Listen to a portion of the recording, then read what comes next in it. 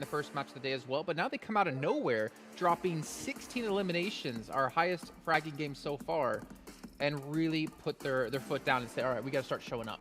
And this is perfect because yesterday they actually, their most consistent map, I think it was Miramar. Yeah. So this is just playing along to what I wanted to see from them. Now, are they going to be able to back that up, right? It's going to become a question of what we saw from Navi as well. Can they also back up this performance that they had, especially when you end up with 16 elims? That was an impressive match for me. But we have to mention this. Come on, guys. Like, GodLike able to get himself a second place here with 9 eliminations. Finally, a step up from the team. Well, it's not GodLike anymore. It's Team India, as you called them earlier, Jason, right? They are coming in hot into this game. They got pushed upon very heavily, I believe, at one point in that game. It was by Ruya, if I'm not mistaken, and they just took that fight so perfectly. Still, I think that they maybe need to focus on information gathering, but this is a very clear improvement that they can win these fights if they have the opportunity. I will be talking about them a little bit more later.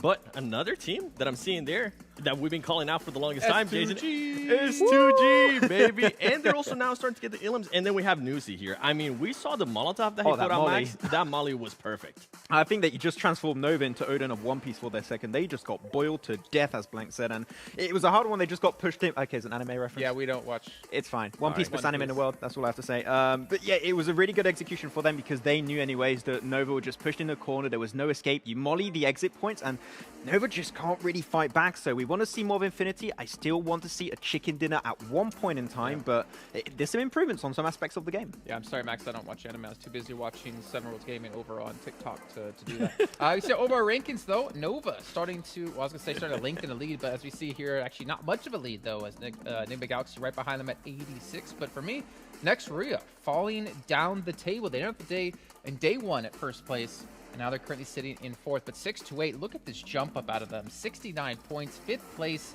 Considering they were, I think, in 12th at the start of this match, 12th, yeah. Huge. That's a huge step up from them. And what I love the most, actually, Seven, we were talking about that during that game.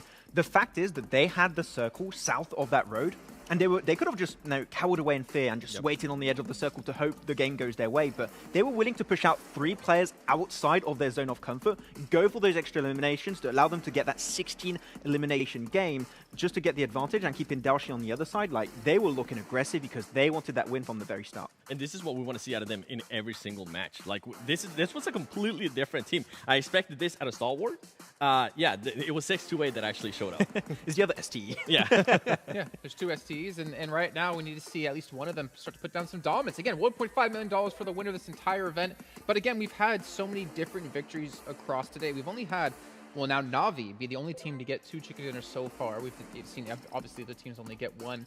But now, as you said before, 6-8, we see them continue the momentum into the next match. GodLike, for me, that's what I'm looking at, right? Yes. Yeah. Can they continue that momentum? Do they finally feel some confidence that they're able to get some frags? So the thing is that we were talking about confidence, and this team was very confident yesterday. They were willing to take into fights no matter who it was. Something that I think it played out wonders for them in this last match is they didn't really have to rotate in late. Whenever next Ruya were mentioned, whenever next Ruya push into them, they were being able to get set up. Another thing that I saw too, I think it was Clutch God, if I'm not mistaken, he was able to take out 2 players from STE, which I thought it was amazing too. Overall, their playing style, they're starting to improve, and another thing that I really enjoyed was their 3-1 split.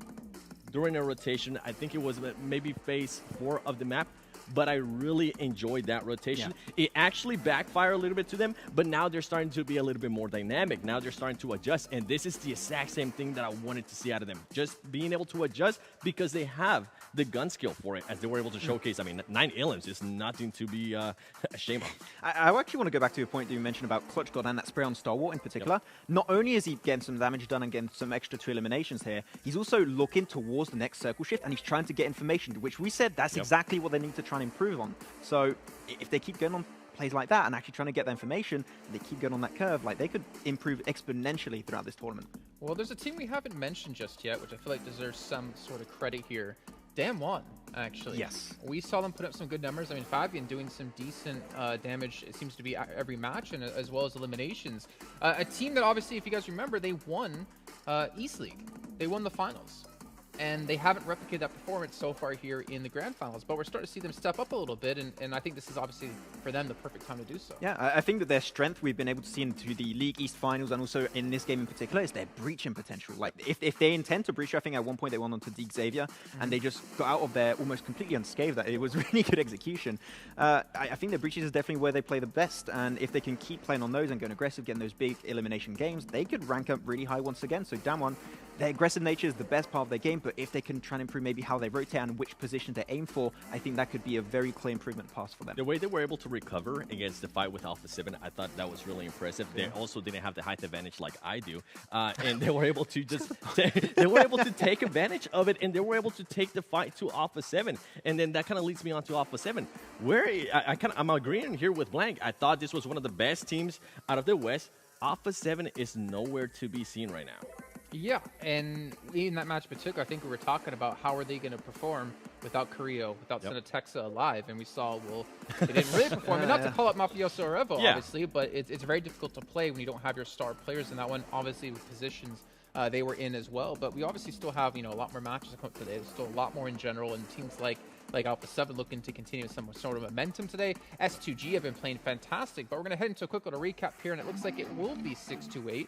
And I feel like, honestly, we haven't really talked about this team whatsoever until this moment, until this match. And that's really, I guess as we talk about Nova being quiet under the radar, so is 6-2-8 considering the placing they're now in. Yeah, they're going to pull off the PEL or 2.0 where they're just going to get those last few games at the very end, get that 2 1v4 clutch, and we're going to see that coming up potentially from Yu Yang. But from the very start, they were trying to get those eliminations early on versus Furious Gaming, and it started off, but especially, and we're going to see as we go even further in this clip, in this replay, we're going to see how good that push was towards the end, where they sent Daoshi on the other side of the road, and those 3-player push here, 7, that's exactly what allowed them to get that 16 elimination game.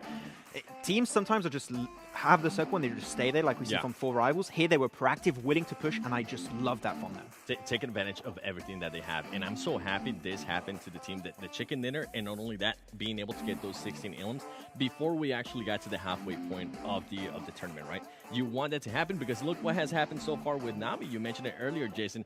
There are teams so far now that they have gotten 2 back-to-back, not back-to-back chicken dinners, but they've been able to at least get 2 chicken dinners, and that has propelled them. This was a team that at one point it was in 12th place. If you're going to be 6-2-8, this is great for them.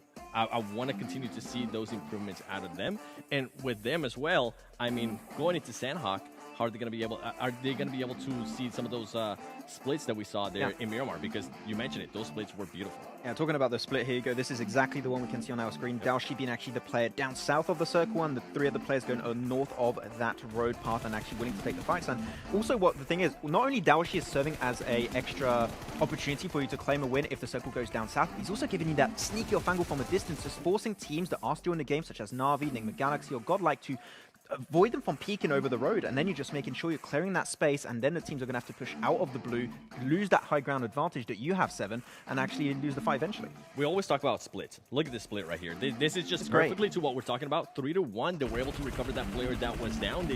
They were able to set themselves up for greatness there at the end match.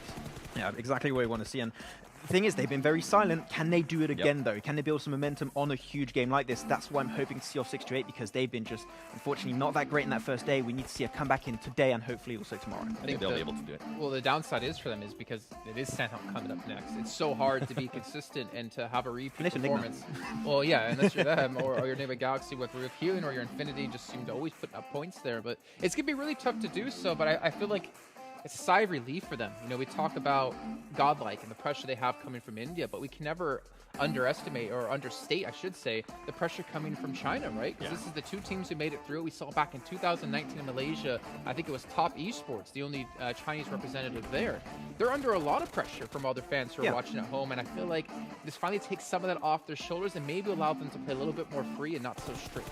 Yeah, and I think that's always a big thing, right? We talk about players having pressure on their shoulders. Is it going to force you to maybe push in a location where you shouldn't have pushed. He's going to force you to make an action where you maybe otherwise wouldn't do it. So I 100% agree with that. I think the pressure of their shoulders, and then from being from China, I mean, usually if you're a team from China, everybody, and I can say this especially from the West, everybody from the West expects you to be at least top 5. Yeah, the thing that I want to talk about them from the teams from China in particular, Nova already have so much experience on this international global stage, right? Compared to SIXTWOEIGHT that do not have that. I think this is a team that this experience that they're having right now playing in this tournament is going to be so important for them in the long run. Give them another year with this experience in mind, like they might be the world champion next year. And on that note, obviously, I mean, teams are playing from some hotels around the world and stuff like that. They're not playing in front of a live audience, which adds so much pressure. And we talked about this last year with PMGC, not having to deal with that, especially if you're one of those teams playing on a global scale for the first time. Imagine Frozen, 15 years old in front of, thousands of people watching in an arena. You can't expect big performances out of them. So for teams like maybe SIXTWOEIGHT, we're obviously used to it over in China. Not too big of a deal. But we have an interview coming up here. We're going to tune in, and we'll be back with you in just a second. Your host today, and yes, very glad to see you here. And now the round of competition is just ended. It's all pretty exciting. So now I want to invite our players. Let's say hello to Paraboy. Hello, 你好，先和大家打个招呼好吗？ Please say hello. 我是 Paraboy。 Hello everyone, I'm Paraboy. 那其实刚刚的比赛真的非常精彩，所以能不能先和大家一起分享一下打进到我们 Grand Final 总决赛的心情怎么样呢？ How do you feel about breaking into the Grand Finals? 还是挺开心的，然后希望这次可以打得更好。 It's pretty happy and wish I can do the better. OK， 那你觉得目前我们的队伍状态怎么样？如果10分满分的话，你会给自己的队伍打几分呢？ And what do you think of the current stage of the team? And how would you rate your team out of 10 points? 满分。Full, of course. 好的，那接下来时间能不能请你对支持你的各位粉丝们说几句话呢？ Could you say something to all the friends who have supported you?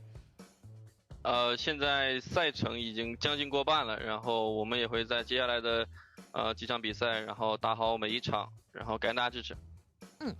It is close to the end, so we will do the better to win the game, and thank you for everyone to supported me. Thank you. 好的，谢谢 Paraboy. 好的，那接下来时间呢，我们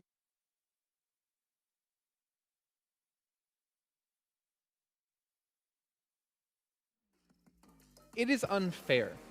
It is unfair to be that good at PUBG Mobile and to be that good looking. That should just not be allowed. You know when you're like doing an RPG and you're creating a character and you have like 10 points allotted? He had 10 points maxed out in everything. That's just not fair. But obviously Paraboy, something that stood out for you, 7, rating his team out of 10, only a 4 right now. But they're in first place. What? It's the standard they hold themselves to. I think that's a lot of stuff that people have misconceptions on. These teams, like, they hold themselves to a higher standard than anybody else, than any other region around the globe. And I actually enjoy what he said because, to be fair, they might be in first place, but we have yet to see that chicken dinner from Nova. Yeah, I mean, they're suffering from success, right? Just imagine winning PMGC 2021 without a chicken dinner because they're that good of a team. Ladies and gentlemen, we are going to head to a short break here. When we do come back, we'll find out if maybe Nova can pull off a victory, but you have to wait just a little bit of time until then.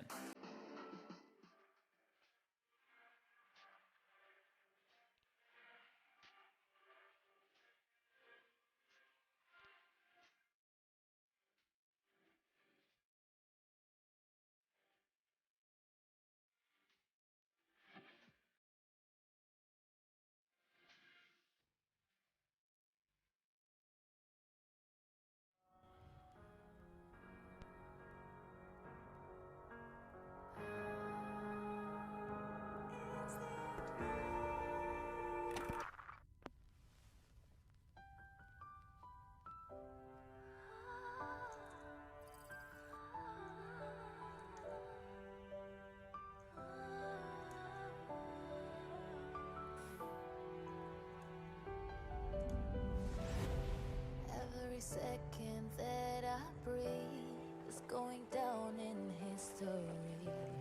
We are victorious, can't stop me. Maybe today we'll fight our best, show you the way if you can handle it. You follow me.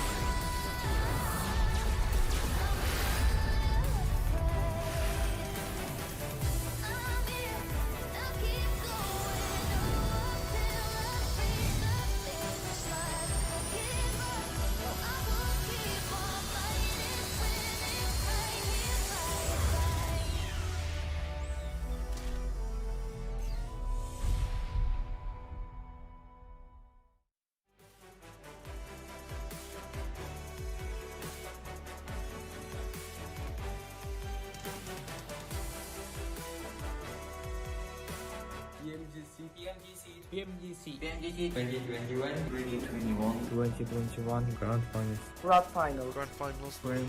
To glory.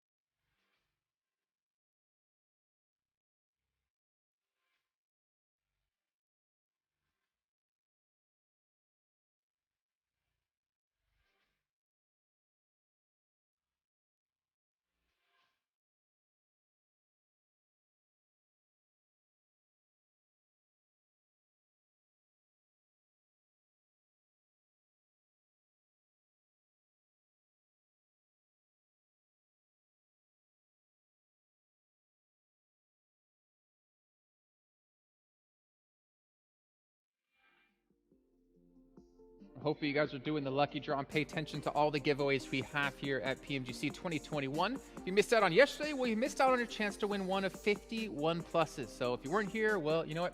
Sucks for you, but we also didn't win any, so it sucks for us too. Yeah. But we are back now with our third match of the day, and that means we're going over to Sanhok here. Ooh. And again, we always see consistency out of two teams. However, yesterday we did see with Nigma Galaxy, when they got their victory here, they didn't have to play in the blue. They didn't have to heal off. They had the zone. They took advantage of it. But I don't know if they're going to be as lucky this time. Yeah, they wanted to play in the blue, but they just were not allowed to. Stop it, Zone. Yeah, but so of course, Enigma Galaxy is going to be one of the teams you're going to be looking at potentially a second place, or even a chicken dinner if they can make it happen like yesterday. But Infinity, this is a map that normally, and you said it at the start of the show yesterday, right, Jason, that this is a map normally where they would be really consistently make it in that top 3 finish. But yesterday, their game ended very, very prematurely. Here, another game of Sanhok, and we have not yet seen a really good performance from this team. I want to see them step up this game, hopefully, on Sanhok. When you talk about stepping up, I'm going to go with Alpha 7. I mean, this team, they started off the day in 7th place. They're currently 11th place. What's going on, Alpha 7? This is not the Alpha 7 I'm used to seeing, and the reason why I'm actually going to be looking forward to seeing how they do it here in Sanhok, because during the West, the most dominant teams in Sanhok were the Brazilian teams, Alpha 7 being one of them. Something that we did notice yesterday, though, we never got that hot drop, and I don't think it's going to be happening here, especially with the way they're currently performing. But at least they were able to try different things. Another team I'm going to be looking at as well is GodLike. Yesterday, they had a compound. It didn't work out to their wonders. We saw what just happened in Miramar. They had a compound. They were able to defend it really well. We saw them trying different splits, too, when they're rotating about. I want to continue to see those improvements. I want to continue to see those adaptations from GodLike. Well, can we maybe look at another team then? What about S2G? Seven, you were talking before about how good they were being so far in the day, and now S2G are looking to maintain that yet again. You know what? Let me tell you, those last 2 games, 3rd place, 5th place finish. And then on top of that, they were able to back it up with 11 Ilms and then 8 Ilms as well. This, ladies and gentlemen, this is the S2G I've been hyping up for the longest time. I mean, at the start of the day, they started off in 14th place, and they currently have made a massive jump to 6th place. They're setting themselves up nicely for that 3rd day, and I couldn't be happier. How much did they pay you? No, but if we're talking about a Turkish team, I'm going to go on to another one. It's Fenerbahçe. Yes. It did not work great for them on Sanhok yesterday, but there were good ideas, good initiatives they were trying to play that bridge position, but they got pushed by Frozen of Nextrea. Of course, that is not going to be easy, but if there's a map where I think that Fenerbahçe could try and get somewhat back into the swing of things, I think it could be this game if they have some original approaches like they did yesterday on Sanhok. So Fenerbahçe, I would like to see at least maybe a 5 elimination game here coming their way. I don't see it happening. I'm sorry to disagree with you, Max. You've got to be hopeful. This team has completely disappointed me. This is worse than... never mind, I'm not even going to put that reference out there. But Fenerbahçe, I said it earlier, a team that was super consistent in the West, a team that was definitely up there. We were looking to be at least in the top 5. They're truly sitting in last place. That's not the Fenerbahçe I'm used to seeing. Okay, well then, who do you want to really give special attention to in this match, 7? Who's your team to watch? It has to be Alpha 7 for the stuff that I just mentioned. They usually are very aggressive, kind of plays on their favor. The only thing that might deflect them a little bit is if the circle goes north, they usually don't really do well towards the north. I would like to see them do well here in Sanhok and snap out of the current state that they're in, because they're just going more down, and it's not going to work on their favor, especially tomorrow. You know what's unfortunate for them? They dominated PMPL Brazil. Then they started to struggle against these Turkish teams, and now they're struggling really hard against the global scale of teams. I mean, they have players who played in previous global championships, and right now they can't replicate that dominance. Maxman, who are you looking towards? I already explained somewhat, but Nigma Galaxy, I'm going to go with a safe one this time around. Even if they just make it top 3, if they just heal in the blue, that's fine. But if they can get another win, I will be impressed. So it's all right, be well, Nigma. they're going out in 16th place. My choice, though, a team to watch, and this is the last time I'm going to give it to them. Infinity? GodLike. This is for me. No, for me, this is their last chance to be impressive, to show something. Because if they don't step up here, I don't think they have a chance to get into first place. I know you want to say something. A winner of top 5. What are you looking for from them? Top 5. Okay. Top 5. They got to get something going here, and we got to get something going because we got to get out of here. Let's bring in John on a blank once again to bring us Sanhok. God, he doesn't put much on GodLike, does he? Top 5 every game. Oh wow. I've extrapolated his words a little bit there, blank, but I'm sure he'll tell me about that later. 39 points so far on the GodLike tally. They climbed up 2 places over Fenerbahçe and Furious Gaming, but there's still a long way to go to get to the top of the mountain. I do feel kind of bad for GodLike there. There's a lot of pressure on them after a game where they had 9 eliminations on Miramar and did fairly bloody well, actually, in my opinion. They got 17 points. This is like last chance saloon. It needs to get 29 points here, apparently. But nope, I think GodLike's last game was pretty good. You know, keep it up, though, honestly, at this point. 3rd game, halfway point right now in the tournament. I think Jason's right in a way that it is time to get the ball a little bit rolling. Just a wee bit, but we'll see how it happens. Northwest Island, 628 Na'Vi, typical drop spot for those teams. Usually 628 are able to pick up the Northwest Mountain itself. We are going to have this heavy northern shift with a lot of water in it towards that northern side of the map. The northern side of the map is where Infinity find themselves. They're on that split, and we talked about the Infinity on Sanhok, right? That's how they like to play us. Stay out, just chill, just vibe. But with this circle, that's going to be difficult to be able to achieve. It's more than likely they're going to have to alter that and go a little bit more central for this regroup, potentially towards Tatmok. Yeah, I think for Infinity at least, you know... Oh, dear, Max. Where's his health bar? Where's it gone? Bang! You don't need no health to take the health from someone else, put it that way. The Infinity, yeah, this is their typical split that they've played a lot of times in East League before things start to get a little bit more dicey and a few more teams actually head up this way.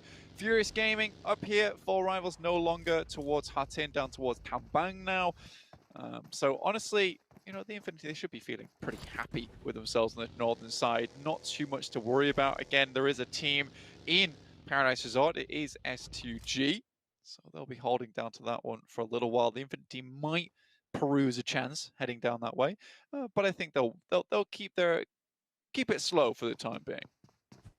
Well, if you want to be a little bit quicker, then be quick on over to watch the in-game feed as well, to grab those boxes whilst you can. The treasure boxes are there. You just got to tap that PMGC logo in-game lobby.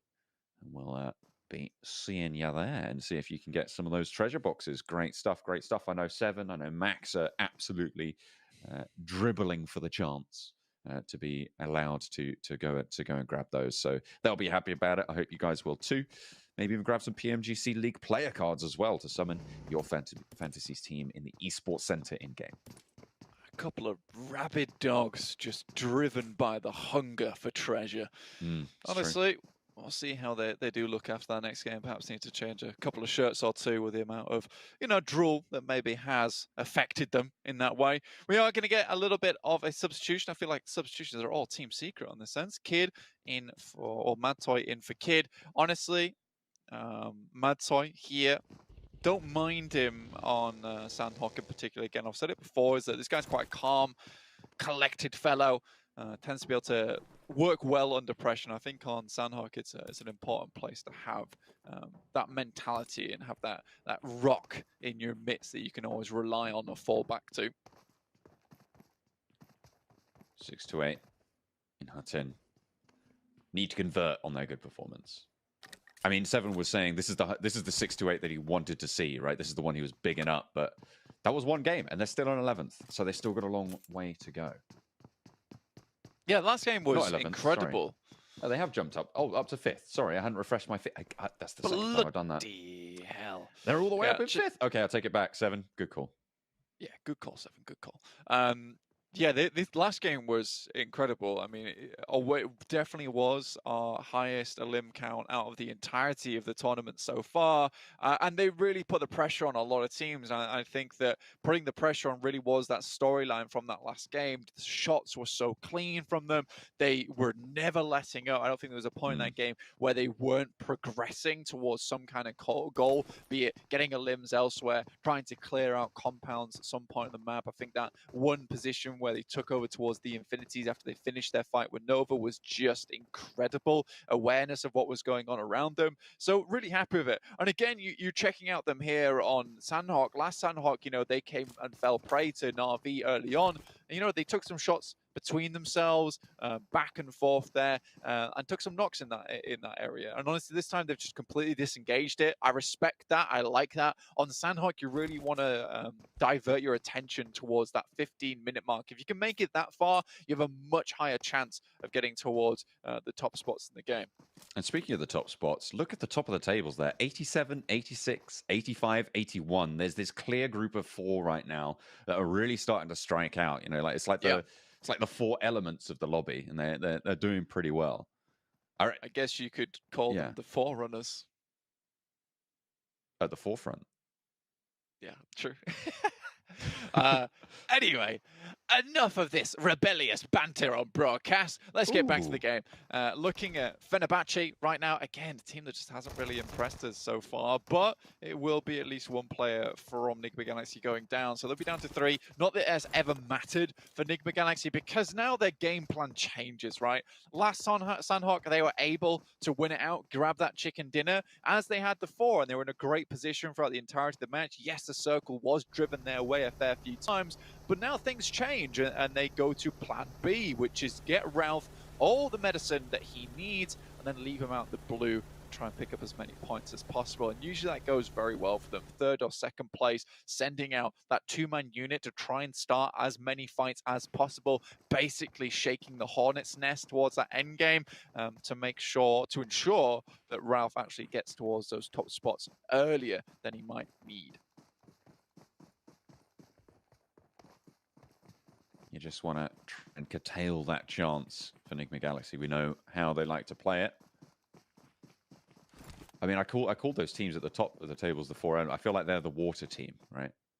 The 4 elements. Stop it. They're the team that sort of flows in, like they're just trying to find all those cracks and sort of get their way in over time towards the top of the tables. It's working. I'm going for it. It got too far. Stop oh it. no, Na'Vi are fire, I reckon. Stop! Oh, stop with your Zuko shenanigans. I mean, they have set a fire to This little boat off in the distance, and 4 rivals left without a paddle and without a boat as well. So, they're basically swimming. They are swimming. It's true. They are absolutely swimming right now. So I think that for 4 rivals, the rest of the game is going to be somewhat difficult because it will mean getting back to an island itself to play, and that will waste a lot of time. As you see, Rith already enveloped by the blue. 8-minute mark already, John. We are a fair way into the game. Fair few teams still out in the blue. You've got GodLike, Fenerbahçe, Nigma Galaxy, and 4 rivals. So we'll see how far they go. Nigma Galaxy most likely doing their patented find all the first aid kits that we can technique. A very, very cool technique to say the least. APU actually taking a lot of shots there from Kitsune, and without the ability to heal, might just go down to the blue itself. Yeah, there's really not a lot you can do there. Has to come up to breathe as well, and just going to tick away, try and deny the point, but Kitsune gets it nonetheless. Nicely done. Matic on that hillside. They know the 4 rivals are out here, and they're just holding for these points, and rightly so. With the top of the table so close, with those 3 eliminations, we've got a new top spot. Yeah, 4 limbs is unbelievably good at the beginning of a Sanhok, because this is one of those maps where you can quite easily leave this game with only 0 points. So getting 4 points off the bat is extremely strong here on Sanhok and really does secure you a nice position. Looking at the map, on your right-hand side, you see Nigma Galaxy. They do what they do best right now, which is scavenge away.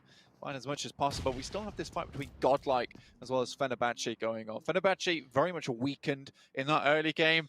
I doubt they have much to say versus GodLike, though. Might have to eat my tongue here if anything goes awry. Please don't.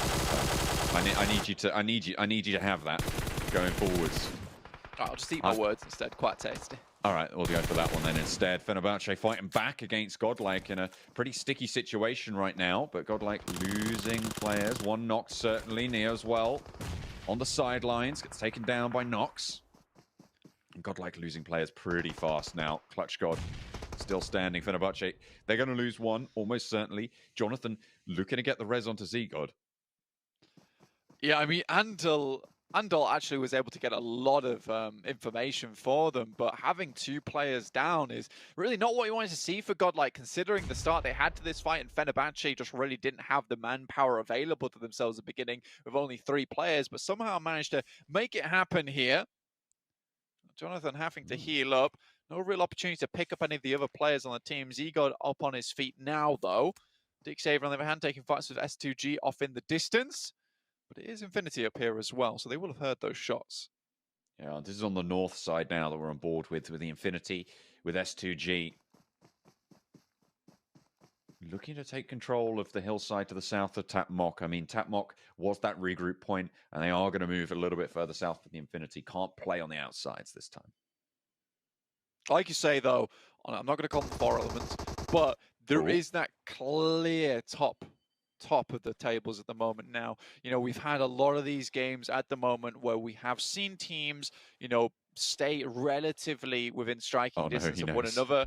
Yeah, he knows that he was going down. So that's 4 rivals out, our first team here on Sanhok. But yeah, that 81 to 69 point difference, which just drops towards that 60 point mark across the board, is quite a big drop. Zigo will get taken down by Doka Machine, who just has an absolutely lovely high ground position versus GodLike. And, I think this is last chance from Jason, already going down here, perhaps out just in 15th place. They're not out just yet. And it is Sanhok. Stranger things have happened. And it's only Zone 2, so these reses very much possible. And with Clutch God and Jonathan, I feel like, they can get a little bit further. The question is, how much further can they go? With a player knocked pretty close to them, Fenerbahçe only have 1, and it's just Oaken Machine, so they do actually have the numbers advantage. Nigma Galaxy, they're out for a little bit of revenge. They lost a player early. Ralph, oh no, have they got too many meds? Are they not expecting there to be teams around this position? Ralph has to careen off to the side, and that puts a spanner in the works of the play from Nigma Galaxy. Honestly, yeah, and to be fair, He does go down here. 25 bandages, 5 first aid kits, and I imagine you're absolutely right here, John. This fight has gone on for a very, very long time between Fenerbahçe and GodLike, and Nigma Galaxy weren't expecting anyone to be out here on the side of the map, so bit difficult. Nigma Galaxy Ralph does actually head back into that vehicle and send away. He's like, this is a danger zone. I don't want to be here. But GodLike, they do manage to start running away from this one. But if we take a look at the map, look how far out they are. There is absolutely no way that they're going to be making their way into this circle unscathed, or at least a little bit more scathed than they already are. They're playing a different game. Look at that. They're in a different lobby. I'm pretty sure that something's going on there. Goodness me. 3 teams that far south, close together at this stage of the game. Relatively unheard. The shift goes to the main island full, so everybody on that western side going to have to move. That's Na'Vi, that's 628 as well. Down one will have to push in from the south, and of course that Cabal down on that south bridge will have to move as well. But those are our big movers for this next phase. Big movers indeed, John. Alpha 7 off in the distance. It was just to the southwest of Paradise Resort. 628. Stalwart, sorry, trying to get their way in here. Again, just really massive faller for this team. Literally on the edge of the cliff, and they have just tumbled down. It is not pleasing to look at, to be honest. 628. A little bit of the better of the STEs right now. There's Alpha 7 curtailing this advance, and you talked about it last time. They have fallen off just a little bit. This was a contender at the top of the tables in day one. Yeah, honestly, in somehow, some way, they're down in 8th place with 60 points. Yes, it's a bank that can be played with, but not quite as plentiful as currently Na'Vi's working with. You know, they can throw a fraction of their points in here and not even have to worry about it. DXavier over towards Paradise Resort. S2G left early after taking a few shots their way, down to just 2 players now, and DXavier quickly swoop in and take up Paradise Resort. So this is good for them. They have a lot of sight lines that they can now start to work with here. Team Secret off to that eastern side. 628 grabbing those vehicles. They'll be moving in from that northwest jump. They have managed to get across to the main island. Na'Vi as well have been on the swim, and they have got up the mainland around that boot camp area. They are now on the western edge of that circle, just behind Stalwart and behind Alpha 7 for that center side. Fenerbahçe do get eliminated, and GodLike is still going, Blank, and they've got 4 eliminations. Yeah, so GodLike pick up at least a few points here. Yes, it's not going to send them flying towards the top of the table, but it's at least something. You know, we still have 3 more games left today, 4 including this one. But, you know, it's a place to start from. Like I said before, 4 eliminations, 4 points here on Sanhok at the beginning, right? That's good. Now we're at that 15-minute mark. You saw yourself pretty safe into this one. If you have 4 players, you're absolutely laughing to the bank. Here with Na'Vi, we can see them starting to try and take up some position. And with the next circle shift, which I imagine we're going to see very, very shortly on our screen, we'll see exactly who it favors. Oh, Mela can't quite find the turn there. Gyro not quite playing ball at the moment. And 628 rock up on that compound for the outpost for Mela, for the Infinity. And underneath, Sunan's cutting out ankles. Mela low and in danger as well, but steps up to bat, does plenty of work there. Mela swaps the guns and finally goes down. But not before putting them on a little bit of a warning notice there. Nuzi has the time to reposition, but they've lost their teammate already. It's not great news for them. 628. You know, still with 4 players, 1 on their knees, but really good angle there from Yu Yang to start picking up the fight from the backside. They could potentially try and pick that player up, but Sunan moves off in the distance. Wonderful shots from Nuzi. This is the boy that we know. Finds 2 players down now in his sights for 628. And an aid from Sunan to try and piece together Knock over towards Godtani, towards Logan as well. Another nade might just be good. Here's those steps. Pops the nade over the top, gets the knock, and Logan's low. Gets the knock and needs to fall back to the team. Daoshi almost certainly bleeding out here. Not going to be able to get to that one, but Yu Yang a little bit more lucky. Fourth zone though, and I don't even know if he can go for these reses. The spray from Newsy on the reposition as well, but he sends it to the sky and has to fall back. Needs to get ahead of the game in terms of these rotations. 6-8 down. Goodness me, Newsy, the king of that fight, coming out on top with some clutch moves. Honest to God, that guy was on it everywhere. You felt like he was playing as the entire team, just switching between third-person perspectives.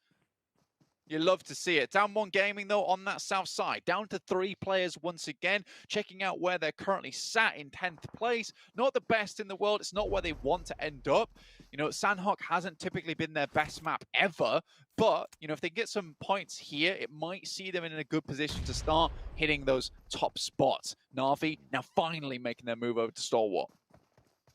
Action close by, and Matic will spot it out. Pika could go on the peak as well. Matic does go down, takes a knee there.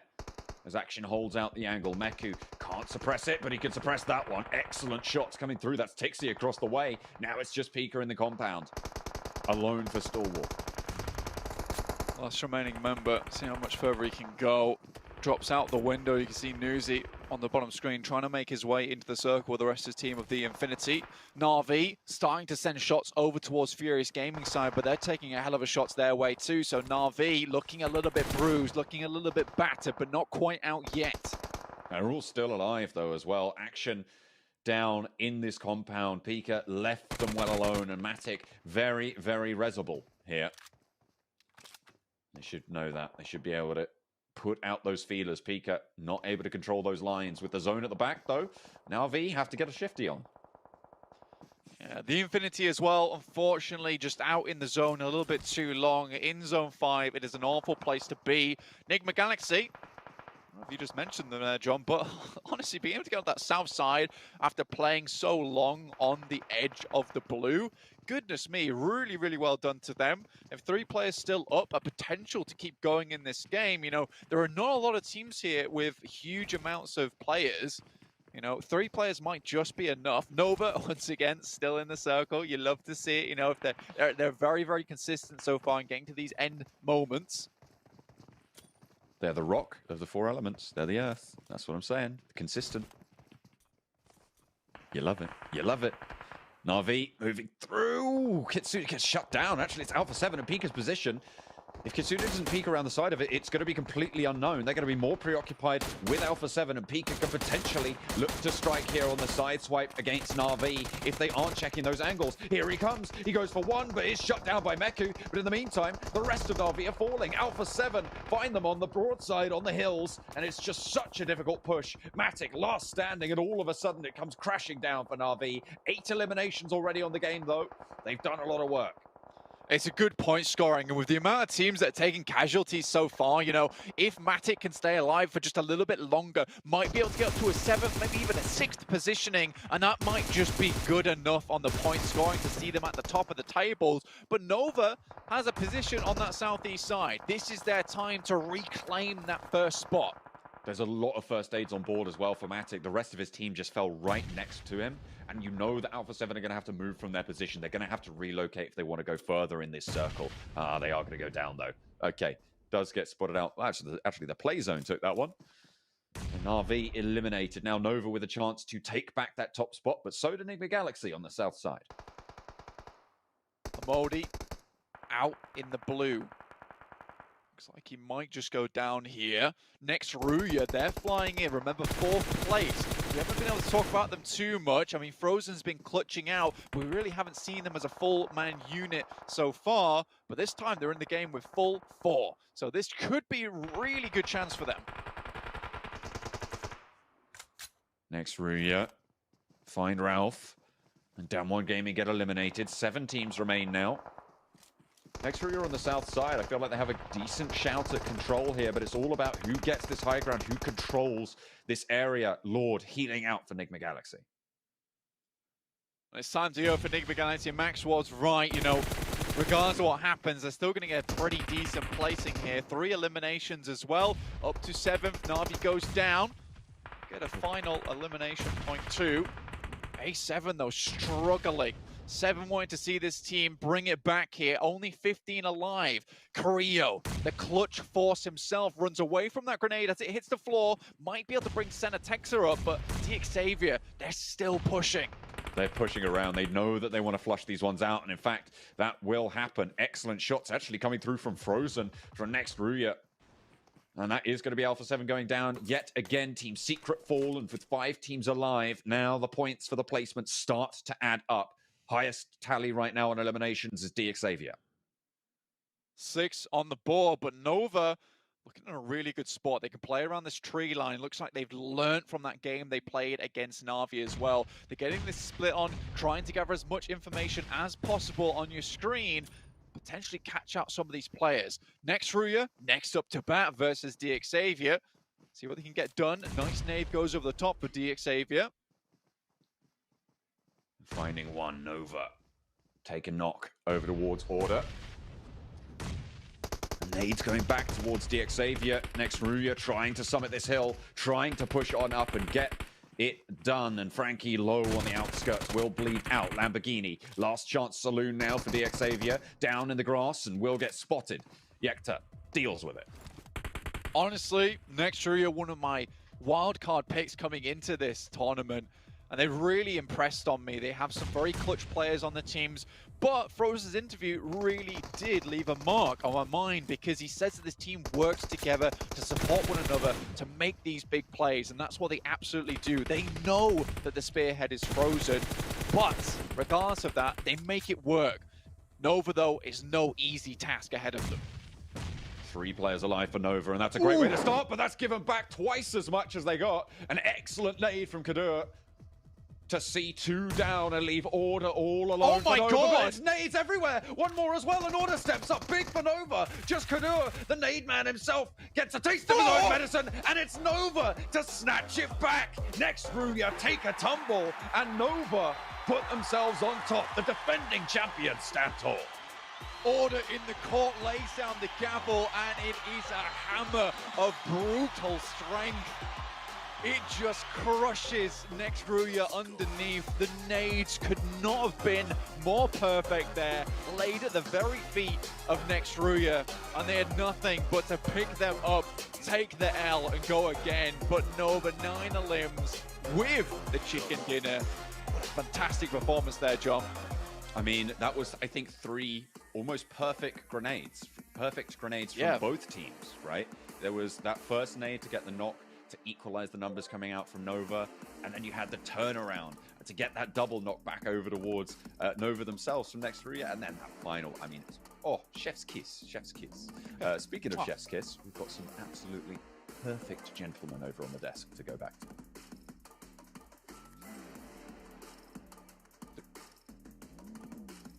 We do, Blank. There are definitely some gentlemen up here. All 3 of us. I did leave it a little bit open in case any of you wanted to I thought you were going to single me out again. No. See, I'm being nice to you today, Max. At least on camera. Off camera, who knows what's going to happen. That is true. But Nova, what a big win out of them. I mean, a fantastic job, though I'm kind of sad they actually won. Not because I don't want them to win, but because I wanted to see them win PMGC with 0 chicken dinners, just to really rub salt in the wound for every other team out there, showing that they are the best team in the world 2 years running. But what a finish as well. You're talking about Order in particular here, Max, at the very end of the game. I mean, Nova really put their foot down and almost came out of nowhere at the end. Yeah, that's where Nova are so good at PUBG Mobile, is really they create an opportunity for themselves and they strike when they have that opening already created. Order gets an initial nade thrown onto Yekta, instantly turns into a knock, but because you don't have too much time before the circle starts closing up, you know that they're not going to be able to move away, and they're going to try and force a res. Just throw it the same position, exact same angle, and that's going to be Nihat also getting knocked down, Yekta getting confirmed away, and then it's just a 3v2. You go for the push, you win that one, easy 7, able to get himself 9 eliminations this game once again. And for me, I think I have to give some props there to next Ruya. 7 elims for them, a second place finish as well. This was a team that I felt like it was shutting down. They weren't really showing what they were able to show us yesterday. So it's a great step up from them. And I feel like we have to talk about Navi. I mean, Navi, you mentioned it. At one point there, we saw them pushing themselves up in the way to first place. And the consistency, we're finally starting to see it from Navi. The past 3 games, or 4 games actually, before this Sanhok, they were averaging about a 3rd place finish. And that's just impressive because they weren't just averaging that, they were also being able to gather a lot of elims. I mean, with this, we were talking about it too, right, Seven? We want to see if Order can try and overtake Paraboy in that race for MVP, and I think this game might be the one where Paraboy is not in the MVP position anymore. We'll have to see at the end of the day, but these stats are disgusting. What 8 eliminations out of 9. Yes, I'm so glad you mentioned that. That's exactly what I was looking at. 8 elims out of 9. That is just insane. Well, in terms of MVPs from the matches we've now had, out of 9, he had the most elims, the most team contribution, and most damage. That's why you see it go to the very ends of the radar. So he put a new standard on what it takes to be an MVP in a match. Yep. I 100% agree with you. And I mean, I think I'm still stuck on those 8 elims out of 9. I was not expecting that, especially with the caliber of players that they definitely have on their side. Oh man, look at this though. Nova do take a decent lead, 11 points here at the top of the table. But Navi, as I mentioned before, 7 in hot pursuit at 95. They definitely are, and I think the elims is another thing I wanted to mention. It's not just the consistency in regards to placement points. The elims they've been able to gather are just amazing. I think during their chicken dinners as well, they're being able to take full advantage of that. They've been able to get 10 elims. They've been able to get 14 elims. That's really impressive to me, Max. So I'm seeing a big issue right now for Nigma Galaxy, Xavier, Infinity, and 4th, 5th, and 6th, respectively. 27 elims, 27 elims, 26 elims. And when you look at their replacement points, they're really good, but it really goes to show here, and we mentioned this many times, you want to have that disparity between your elimination points and your rank points. If they can start fragging out a little bit more, they would be out of that position they currently stand in, 4th, 5th, and 6th. They could be aiming for that 2nd or even 1st place here. So those are 3 teams that I need to start seeing fragging out big time, because you could be going home with 1.5 million by just getting more eliminations, and they're desperately lacking on that side. 7, I have a question for you. Are you ready to unlock victory? Yes, I am. Well, you can do so with the OnePlus 9 Pro, and it's ultra smooth 90 FPS gaming. Big shout out to them as they're sponsoring PMGC here for us, and probably Order is like, you know what, I'm going to pick up a OnePlus just for this match alone, and well, we saw exactly what it showed. 8 eliminations out of 9 total, able to be the MVP, so big shout out to them here to sponsor PMGC. Another year running. They did it last year, they're doing it yet again. They must like something. Yeah. And speaking of liking things, just make it happen, yeah. Speaking of liking things, I love being pampered, and that's why a big shout out as well to Fairmont over in Singapore, as they are pampering all of our players, giving them mani, petties, giving them everything they possibly could need here. I am a little bit jealous. Actually, no, a little bit. I'm very jealous of the players who are playing from there, because we saw some pictures of the view as well. Can we go to Singapore? We could be at the pool. We could be doing this live from the pool. This could be the first ever broadcast, but I don't want to take my shirt off because it's COVID. Yeah, you not don't want to see this. Not because of what I have been doing. I'm like, you don't want to see this. We had our time in Malaysia to go to the pool tanning. But yeah, they're obviously sponsoring the event as well. And let's talk about a couple teams. Talk about Nova looking consistent. Yep. Talk about Navi looking consistent. I know it's super critical of GodLike, but they got a decent amount of eliminations. Yep. Yeah. I'm still not convinced by them, though, that they're going to be able to really propel themselves forward up in the leaderboards at the moment. Yeah, we need to see a lot more, right? I was going to say, yes, obviously we need to see a lot more from them, but they have been able to jump up the leaderboard. Yeah. They're currently now, they went from 16th place to 12th place, which is a huge improvement. Not only that, we have now seen their rotations change. Now they're trying out those 3-and-1 splits, which is huge. We have seen them just pushing blindly. So far, that hasn't worked out for them. I would love to see them rotating again. In the past couple matches, we have seen them being able to rotate early, take control of the compound, and being able to defend that compound. Yeah. I would like to see how they're going to be able to react if they do have to push into a compound. Are they going to readjust now? Are they actually going to be sending somebody to scout, or are they going to go back to what we saw in that first area? Yeah, I'm talking about GodLike. I think there's another team that's maybe not been doing as bad at the start of the tournament, but it's been really silent, and with this game in particular, able to jump up quite a bit is Xavier. And Xavier actually had a great 2-2 hold on that, Paradise Resort position, which is a position that we remember back in the East League that a lot lot of history with that position, ready to take fights early on. They know exactly how to play that There was position. like always a three-way fight there, I believe. Yeah, I think there was another team and they just abandoned it at the end, but now they're back in that main position where if they can rotate there in the mid game. And the way they held that 2-2 split to then rotate into the circle was really well executed. Unfortunately, they did lose out on that fight versus next Ruya, but if they win that, that could have been a chicken dinner coming their way, but it just didn't quite happen towards the end. Okay, if we're talking about that, I actually would like to give some props to Alpha 7. They didn't get a chicken dinner, but I did enjoy the rotations that they were doing. We saw them being able to rotate on that trifecta that you love to call out, because they're not going for that boom cap anymore. They just gave that up, but they're being able to rotate faster. They're not just being stagnant, they're being able to rotate faster. They're being able to be a little bit more aggressive, which is what I expect out of Alpha 7. If I'm not mistaken, they dropped in 2 different locations now, right? They dropped towards One Trifecta split. yesterday, and this time they dropped like near Paradise, if I'm not No, mistaken. Or was it East of Boot Camp? They still dropped trifecta. They just decided to rotate a lot earlier, which is an improvement. And Okay. I was wondering how they were going to do with the Northern Circle, and they actually didn't do so bad. Okay, well, we're talking about the 7. But let's talk about the victors here in our quick little recap of Nova. They just take themselves a victory at the very end. But we'll see the rotations and now obviously things played out here in just a second.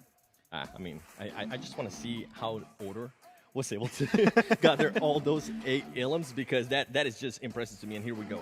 This is what I want to see out of them. They started off in Pineham, which we always talk about. And this is huge too, because by Alpha 7 being able to rotate early out of that trifecta, they didn't engage with each other. Yeah, I think I do remember that was a big issue for them back in the East League, where they were always taking that fight versus BTR. They would lose a lot of time, but now because no one is dropping on them in that position of Pineland, they just have so much more time to get that loot done and start moving in early to get access to those vantage points I super, got a super question. quickly.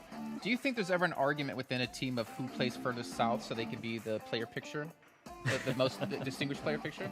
I think it's Paraboy. He needs that extra presence on camera. He's got a contract going on. But Something I wanted to mention, Max, that we always mention with Nova is how they like to play that middle circle. This right here, They changed it, completely different. They're playing the edge and they're playing it beautiful. And I wonder if we're gonna start seeing more of this. Obviously, it's Sanhok is a little bit more madness, but I kind of want to see a little bit more of this from Nova in other maps. I would have to say, though, I understand why you want to play edge on the circle, because you talked about it when you saw the circle end towards Paradise, like, well, you know the blue's going to be a big issue for this one. If Dave was here, it was like, Papa Blue's going to be involved. But here they tried to just play the edge. He's going to be involved right after. He's going to be able to talk about that. But here in particular, you're going to be seeing that amazing, amazing nade from Order. That's just visual ASMR right there. Chucks it, gets the knock instantly. Boom. That's not the one. That's not the nade I was looking for. A little bit too early, but we're going to have another one. Still able to take quite a bit of damage, and then he just chose the second nade exactly where he got the initial knock and just gets a 2-piece instantly.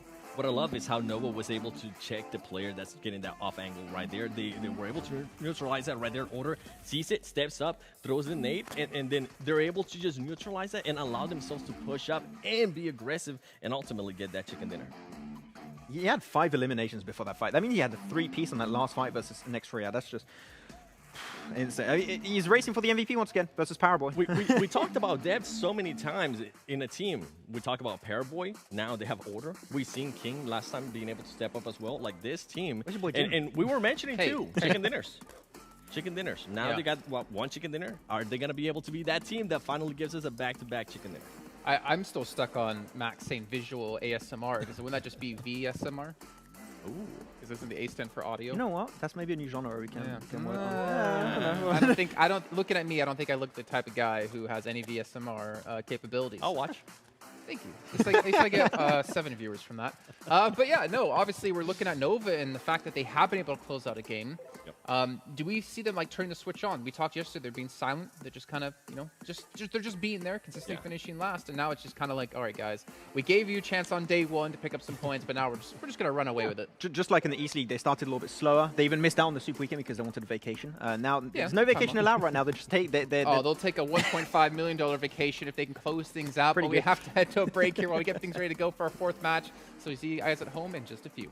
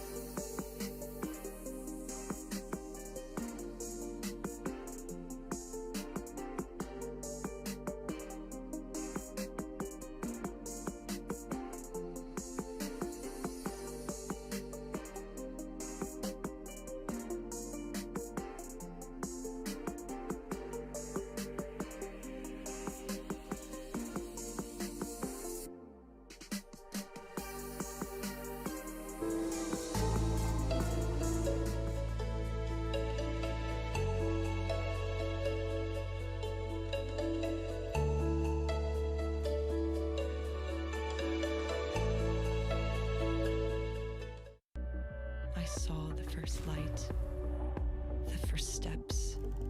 Now I see much more. I capture Earth in all its beauty. I see action. I see drama. And I see it in the finest detail. Moments of inspiration. And the first steps. I am the 1+9. Homes are now where we work, learn, and, play? Oops. Homes are where we build spaces. So let's get so loud. To call our own. Power on and beyond with Singapore's most trusted broadband. Welcome back, everyone, here to PMGC 2021. We're into our second day. We're actually past, get this, guys, we're past the halfway point of the entire event now. You can't see me right now, but I'm dancing. Seven, get away from me. What are you doing? Seven, stop it. No, he's just dancing. I mean, the thing is, some teams can be dancing, but hopefully not celebrating too early. Order. Max. Oh, yes. There it is. Like indirectly, he was trying not to do it, but still did it. I knew you were going to ask me. I was just waiting. Okay, well, you know I'm not going to ask anymore. You ruined it for me. I'm sorry, Jason. 1,200 damage, though. I mean, Order. Again, this isn't the first time we've seen him step up like this. Thinking back to league stage, he was definitely the #2 behind Pairboy. He was an integral part in Nova getting as far as they have been so far in this year, and it's amazing to see, right? Because I'm so happy, and obviously it's not against Pairboy, but I don't want to only talk about Pairboy day in and day out. The fact is, he's got a great team behind him as well, and Order, we're seeing him get some spotlight for him. I mean, when you're looking back at yesterday, the top fragger of the lobby over those 6 games of yesterday was Frozen with 15, right? He's done about half of that now with one single game here, getting 8 eliminations out of the 9 eliminations total for his team. I mean, I think those eliminations alone might put him first in terms of that race to MVP. I mentioned it earlier, right? But it's good to see that the entire team is doing well, because I had that fear coming out of the East League where Paraboy might be doing the same thing, where it's only him performing, but that got taken care of almost instantly coming in this tournament. So my fears have been addressed pretty quickly. As we see some of the players there with Illims, I actually kind of wanted to break down some of the teams in regards to Illims. I mean, we have Navi. Now Navi has 51 Illims. They're currently leading in regards to that. But then the third place team, Nigma Galaxy, they only have 27. DX only 27, and then the Infinity as well only has 26. And then when you go even one more down, then you have ST with 38. I would like to see those 3 teams, Nigma, Galaxy, DX, and the Infinity, step it up in regards when it comes to Illims. One player that did step it up there in that last match that we were able to see was Frankie, being able to gather 5 Illims. I think that's huge. Hopefully they can continue on that trend. Okay, well, does that mean you're putting Xavier as your team to watch here in this match? That does not mean that. I think that the team to watch, it is going to be one that I mentioned. It is going to be Navi. I am enjoying the consistency. They're finally starting to show us, right, what we've been asking for the longest time. I will love to continue to see this consistency, and I would love even more if they can just continue to get those top 5 situations and at least 5 Illims. Yeah. Well, you know what, Max? I'm going to skip you for now. For a reason, because I chose Navi as well. I think for me is we're seeing Nova be so damn consistent in this event so far. If Navi want to have a chance to close that gap and catch up to them and ideally pass them, they have to remain as consistent as they've been so far in the day. They need to continue to do so every single match, and obviously we're going to find out if they can. We talked about no mistakes, right? You can't have any mistakes, Max. Sorry, Max. I'll just go. It's fine. I get it. It's okay. It's okay. I feel bad for not taking Navi too here, actually, because they were first for like maybe 30 seconds that game at one point in their rankings. It got close, but I'm going to have to go with another team here, and it's Infinity. You mentioned them as they are lacking currently in terms of eliminations. They've had some good moments right now, some little sparks of greatness throughout these few games today, but it's just not been enough to get close to that late game. I hope this might be the one, because Infinity need to get back in the swing of things this game. I think the thing is, for me, looking at East, right, and going into this, I might get ripped on this a little bit. I thought it was going to become easier for some of these teams with some West teams coming in. I mean, if we just look at like raw mechanical skill, to be fair, Seven's backed me up on this, talking about, you know, like peaking, right? You can peak a lot longer in West than you can in East. But we're not seeing, you know, like Stalwart Esports with their top fraggers. We're not seeing Newsy up there. And God tell you, like Newsy's gone out early a couple of times. We're not seeing them be as dominant as they were in terms of eliminations as they were in the East League. And I don't know if it's just the change up in lobby, maybe change up in styles or what, but if they could hit that previous performance we've seen, we're easily going to see these teams shoot up the rankings. I'm 100% with you on that one, too. And I think it was a sentiment that was shared by the community for the longest time, that maybe this West teams coming in now fighting against the East teams, we're going to make it easier for them, that we're going to be able to gather easier elims. That is not the case. I mean, even regards East or West, let's talk about the Indian team, GodLike. That team now starting to step it up. They're not anymore in last place. We do have Fenerbahçe there. Hopefully they can step it up, because boy, this is just such a big disappointment. But I 100% agree with you. And I mean, for us to have next Ruya at 1 point as first place, I thought that was huge for the West. You can talk about Max. Okay, I can go. Wow, that's actually insane. But no, I agree. It's hard to know exactly down to what you can put this, that the Eastern teams are struggling more versus some teams from West, right? Because I think a lot of people expected the Eastern teams to dominate that far, but I don't really know what down you can put it down to. It's just really hard to go down to the intricacies of it, because the Eastern teams haven't changed really much on their side of things, but it's just maybe the clash of metas making it hard for their meta to really develop and be as successful in this kind of ecosystem. But yeah, I mean, the Eastern teams are having a little bit of a rougher time, and great for some of the teams like Next Ruya, they're just popping off right now. The bottom line is, though, every single team here is like the best teams in the world, right? We talk about, Fenerbahçe towards the bottom of the table. They're still a top 16 team in the world. They're not bad whatsoever. They beat out so many great teams to be here. But the fact is, there still is some skill gaps between some of these teams and towards the very top. And obviously, when you look at Nova, it's really not a surprise considering the infrastructure we have within China with PELs, with PECs. They play against the best teams consistently in the world, and that's why China's seen as such a dominant region. But if we look at, for instance, the Arabic teams, if we have, Nigma Galaxy, we've seen so many more PMPLs develop over the course of this year, giving that infrastructure to regions who didn't have it before, that we've seen so much improvement out of these teams. Look at Damwon Gaming, like South Korea with Archer last year, didn't really make it that far, and they didn't make it to the finals. And we've seen them step up. We saw, Bluebees then, Reject now, they had a massive step up, and we're seeing like this impact of having more PMPLs around the world, more opportunities for these teams to play, that we are seeing this catch up. I mean, would you have ever said 2 years ago we'd have 3 Turkish teams make it into PMGC GrandFinals? It was always just footballists. Yeah, exactly. And then you had Class Digital Athletics, of course, that came in at some point. But it is true that right now there's a very big rise of the regions that was maybe overlooked for some big portion of the competitive scene for the past 2 to 3 years now. It's good to see them step up, but it's really weird to see the catch-up being that significant when you have teams, and one team that we wanted to potentially talk at the start of the show we didn't mention, right, but is Team Secret in my eyes. They have been extremely silent, and currently when it comes to these international tournaments, it's potentially the team with 2 of the players with the most experience at this type of level, with iShots and Matoy, and yet they're not performing to the level we initially expected. So the regions that were looked down upon in the past now are going for that trophy, and they're aiming for that first spot. 7 always looked up to those regions. You guys are talking about regions that have improved. Let's talk about real quick about regions that didn't improve. There's some regions here, and I had to do it. There's some big regions that didn't even make it here to the Grand Finals. One that I can go off, it's because I usually talk about them a lot, North America. North America is nowhere to be seen here, and I know that's a big hurt to the community, and hopefully they'll be able to bounce back right next year. And then you have Indonesia. Thank you. Bigatron. I mean, we were talking about it on the first day. It feels so weird not having Indonesia in here. Bigatron, I mean, Luxy, Suxy, this is players that are just household names. And I was getting used to seeing that Indo Pride in the chat and in the YouTube chat. It's nowhere to be seen. And I mean, some of the other regions have been able to take full advantage of it. I mean, the fact is, if you look across, let's just say these last 3 years at the highest level, the global scale, right? We've seen so many new players and so many new teams come into light. And the fact is, and we saw this last year alone when we were doing PMPLs and stuff, is that there's so much depth in talent across the world that we just haven't seen yet. We haven't seen teams be having that dominant legacy like we had Bigatron, though you could say Nova now might be developing their own. Yeah. That there's just so much talent in all of these regions. It's just about giving the opportunity to step up, the opportunity to rise up in the ranks and get that experience under their belt. And then, I mean, and the fact is, like Nigma Galaxy, we haven't had too many of those players play so consistently throughout the years. And we're seeing, I mean, even the Infinity as well. Like they don't really date back that long back in the day.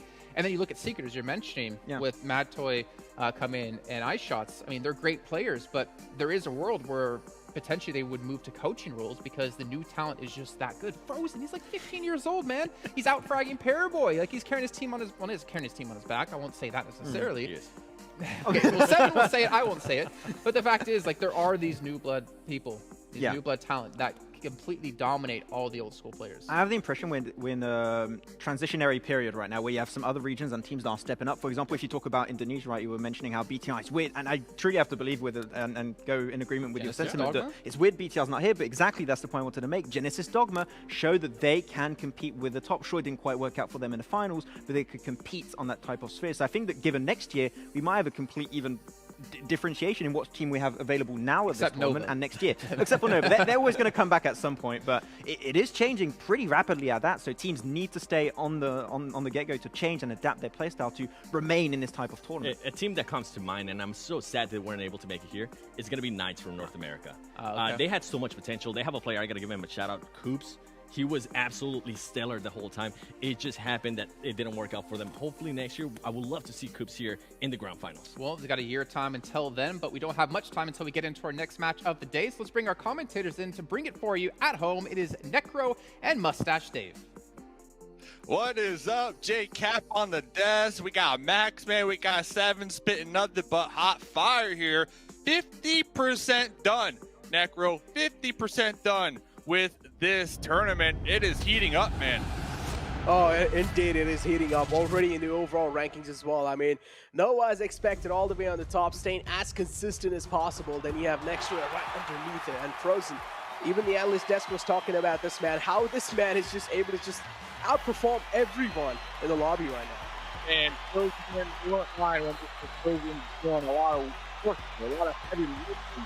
I was running the numbers. I believe Frozen has around 40 to 50% of the team's damage and elim points. And talking about elim points, look at right there on that left-hand side. Look at those average points of Erangel. Nova Esports are dominating, 14.8, and then next Ruya right underneath them with 14. So with Erangel being 50% of the map pool, this is exactly where you want to be with average points.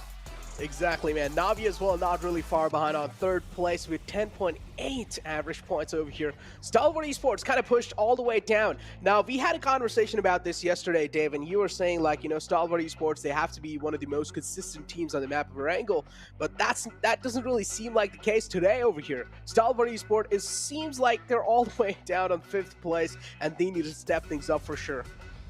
Talking about Stalwart Esports, Action said yesterday their biggest competitor is themselves, and they weren't lying either. Is that true? It is true. It is true. So with that being said, they are midway, you know, that mid-pack team. So I'm not too concerned. As long as you're in that mid-pack, tomorrow is another day, another 6 games to play. But they have 3 more games to play here this evening. So there's definitely some room for them to shoot for the top echelons. That rock came out of nowhere. Came out of nowhere.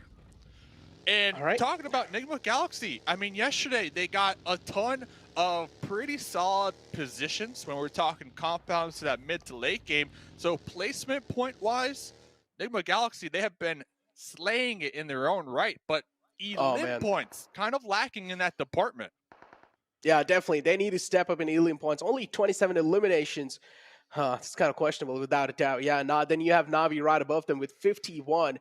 Navi pretty much have the most elim points currently in the game, and they're looking really good with that. And if you talk about Navi, they have to be one of those teams that, I mean, you're seeing a huge improvement. If you compare them back in the league days, right, Dave? Yeah. How they played over there and now how they're playing the GrandFinals, it's like you're seeing a complete new Navi. Honestly, I think it goes to the fact that A7 aren't really performing like a lot of people expected them to, right? A7 are usually that thorn in the side of Navi. We see them, especially on Erangel, to that early to mid-game, always just next to them, picking them apart one by one. But since A7, Alpha 7, have been kind of lackluster here so far in this lobby, I think they lost some of that steam. And with that in mind, Navi had just picked it up, and they're taking full advantage of the fact that kind of their counterparts, right, from the West League aren't performing the best here. So Navi, I'm surprised. I mean, you and I, we were casting some of them games. Like, what are your thoughts on Navi and how they're popping off here? Dude, that's what I'm saying. Like, it's like I'm seeing a complete different Navi now. Before, in the league days, we saw Navi making those kind of late rotations, and those late rotations weren't really working out for them in the league days. And now over here, it's like you're seeing the proactive Navi. Navi, their presence of mind over here just seems like it's on next level right now. And if they just keep on playing the way they're playing right now, even the analyst desk mentioned, there's going to be no stopping. Navi, they will have to be in the top 2 somewhere down the line. They're in top 3 right now. A little bit more good, consistent points that can help them get in top 2 and pretty much in top 1 as well. But this is how things really looked like. A little bit of highlights from the previous match. Yeah, talking about not stopping. Order. Oh, Man, hey, did you see that little order flex, by the way, we just saw a second ago? It was like, bam, look at me. I'm here. I'm showing up. What, 8 elim points last game alone? Like, order is on fire. And ladies and gentlemen, talk about being on fire. Watch live and earn those rewards. The grand finals treasure box. Go unlock it inside the game. Ooh. Why not, you know? Free stuff. Just go get it, ladies and gentlemen. But yeah, if you talk about teams, how they're really kind of like the pressure, if you talk about that's building up on teams. As you mentioned, 50% is already done at the grand finals, and now the rest 50% is left. And day 2, coming inside day 2, I knew teams are going to be having nerves like rattling, right? They're going to be having their adrenaline just like pumping up. It's just going to be a complete nerve. It's just going to be a complete nerve wreck. And this is what was expected without a doubt. Day 2 is one of the most important days. Day 2 is the day of comebacks as well. We were expecting some comebacks to happen. Yeah, GodLike, they got themselves in 12th place. Miramar game was pretty good for them. But just that one game isn't going to be enough, man. You need to perform a little bit more well in the upcoming games as well. Maybe this Erangel game is going to be a little bit of glimmer of hope. Honestly, I'm kind of on the page of GodLike slow and steady. Slow and steady, and that's exactly what they've been doing today, trying to catch their bearings in the lobby. Because remember, they kind of got thrown in here. You know, they played BGIS, they did pretty well over there, and then they got the invite to play in this lobby. So not a lot of time to really practice and prepare themselves mentally. They got the gun skills. Everybody knows, GodLike, they got the gun skills. The one thing I have been seeing them kind of have issues with here so far have been the scouting and just their timing with going for those scouts and losing a couple squad mates along the way. I remember, game 1, just unfortunate that they ended up piling into a compound at the same time. Another squad piled into that same compound. So just a little timing. I think if they can kind of tighten that up here, they could continue to slowly climb up that leaderboard here today. Yeah, if I'm not wrong, that was Dom1 Gaming as well, and it was a flawless squad wipe from Dom1 Gaming against GodLike. But yeah, as you mentioned, scouting definitely needs to be improved, and I'm pretty sure GodLike as well, somewhere down the line, they will realize the same thing, and they will try and adapt to how things are going to be looking like in the future. But another team, Stalwart Esports, we need to talk about them as well. It seems like in the day 2, I mean, yeah, decent outing, but again, Stalwart Esports, this is not what we expected coming inside the grand finals. I at least expected Stalwart Esports to be in the top 5, you know, in day 2. You got action and top, some of the best kind of tandem gunners in the game, in my opinion. You know, the teamwork, the synergy right there has just been on point every single time we get to tune in. And I know a couple people, you know, they're watching these teams kind of slide down these overall rankings. I'm still with it. Like, if you're in that mid-pack, you are fine. Yes, you got Nova. Yes, you got next Ruya just dominating. And even Navi, they're dominating. We can see them at the top.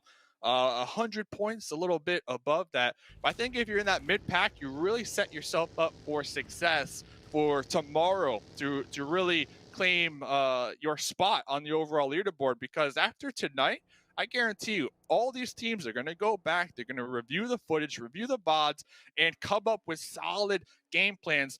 And I'll bring this up because part of one of these tactics that we've seen in multiple lobbies for these mid-pack teams is on the last day of a tournament, they kind of focus on, I don't want to say bullying, but taking advantage of these teams at the very bottom. Right? You got Fenerbahçe, you got Furious. So these mid-pack teams, they have the potential to set themselves up for success if they try to take these early game fights with those bottom pack teams, because they're not feeling the best here.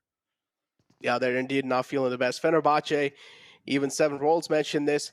They need to do something, man. They need to make a comeback happen all the way on the bottom of the leaderboards with only 33 points in hands. Not looking that great. At this point, you might as well just count them out from like the top place. But yeah, as you mentioned, the bottom teams can definitely be a really easy target in the final day. I wouldn't really say easy, surely, because if you want to take a 4-on-4 fight against even the bottom teams, there will be a couple of casualties even on your side. So you need to be ready for that all the time, unless if it's just like a flawless squad wipe and you just pull off some insane plays.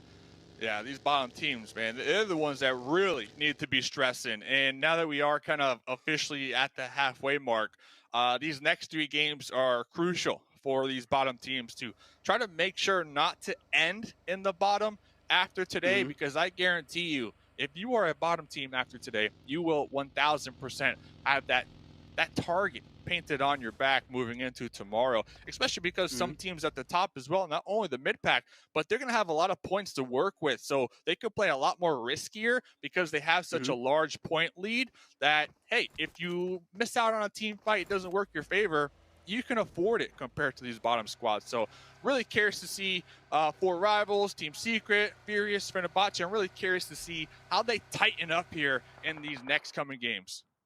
Oh man, they definitely need to tighten up no matter what.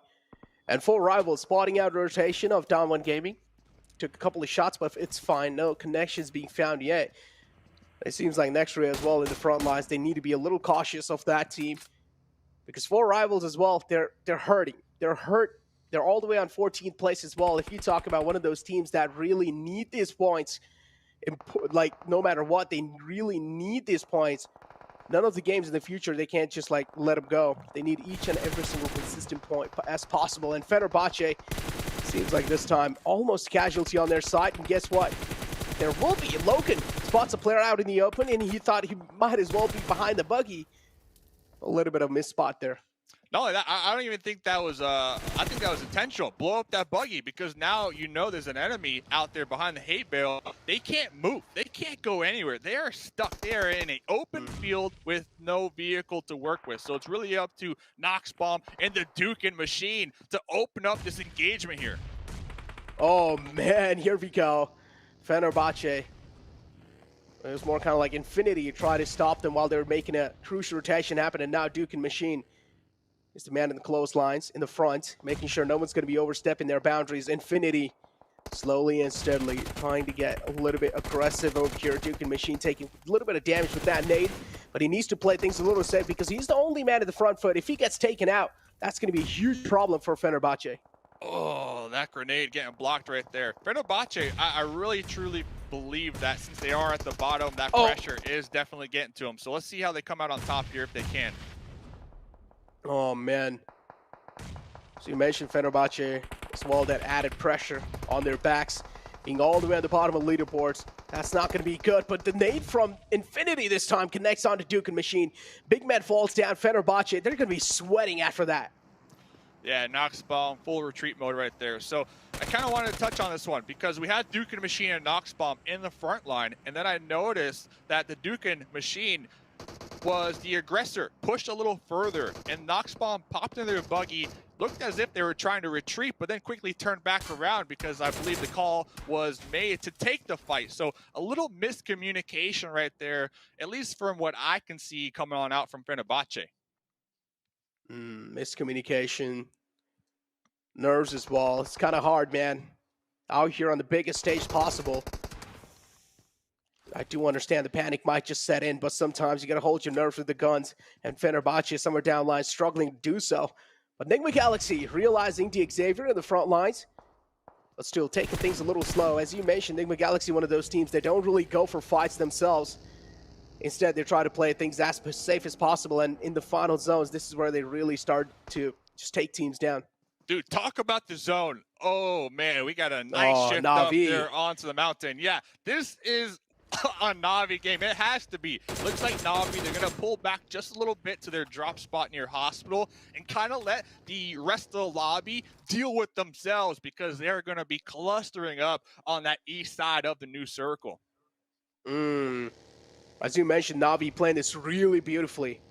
And they're playing this really brilliantly. Just going to be falling back a little bit. I think Na'Vi might be setting up a bridge camp on A7. They know A7 are up there towards the north. A7, they have not moved into zone yet. So Na'Vi being proactive with this zone shift, that is amazing to see. Exactly. This is what I even talked about. This Na'Vi in the GrandFinals, this is a proactive Na'Vi. This is way different what we saw back in the league days. And I also do like how they've set up Matic in the front lines just to make sure that the compound is being secured for Na'Vi for the future lines. If they do want to make the rotation back inside the zone, Matic is the man who has the compound held down to. But the problem is next Ruya now might just be rushing against Matic. And we do see that on our maps. But yeah, we might just be able to see that soon. And on the other hand, I also do see the kill feed. Yeah, as you mentioned, Na'Vi, they're doing a great job making sure that A7 is being held off at bay. Dude, Na'Vi, I mean, I'm talking about it because it's such a big brain play from Na'Vi, and I think those big brain plays, being proactive, is the reason why they are at the top right now. So I'm really impressed with that. A7, I believe, losing one and quickly changing the game plan. Not going to be using that Georgia Pool bridge anymore. Going to be wrapping back around. Meanwhile, a lot of teams we see down here in the South, we saw GodLike. They were able to pop into those chopsticks and, you know, get a nice little spot for themselves down there in the South. But right now, a lot of teams still in vehicles, just scouting it out, searching for a compound to call home. Oh, man. This definitely is going to be the case. And yeah, as you mentioned, a huge wave of vehicles was moving inside the zone as soon as the circle took a shift. Furious Gaming all the way on top of the Big Bear Mountain. Seems like the Xavier do want control of that as well. Furious Gaming not going to be happy after that for sure. So the Xavier and Furious Gaming, we might just see a clash in the near-time future. Stalwart Esports over here, though. They have found a knockout on the player of Infinity. Confirm shouldn't be that difficult. Easy confirm coming through, but Infinity has a little bit of high ground over Stalwart Esports, so they need to watch out. But no, there's a little split coming out from their side. Yeah, and they also have this terrain to kind of work with and use their advantage to not expose themselves. And we see Logan trying to pull back just a little bit. Stalwart, though, 2-2 split, so very interesting. This is going to be here on the edge. The next circle is going to shift here very shortly. Popping over here to Xavier, though, another team that has definitely, for me, been underneath the radar. Hasn't really been popping off, but they have been getting those consistent placement points here so far, and they're doing quite well for themselves. Oh, they are doing quite well. But look at the circle shift, Dave, and I can already tell it's going to be a huge wave of vehicles just moving inside from down south all the way up, and this is where a lot of teams are going to be caught off guard when they're trying to make the rotation happen. Might as well Noah be one of those, but Team Secret, they're trying their best to connect the shots, but it seems like no connections are being found yet. Bullets not landing. Team Secret going to be a little unhappy for that.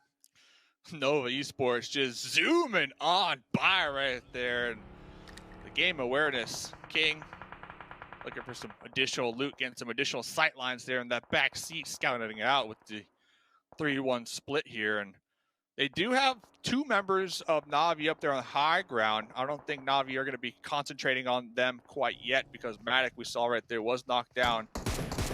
So Nova, pretty solid position. This is like a little off center to the north too. They got a boulder, they got a small little dip to work with for cover if they need so. But look at this though, on the mountain. Oh, the grenades, they're ringing out. Oh, here we go. Finally, these two teams clashing against each other. 4 rivals though instead.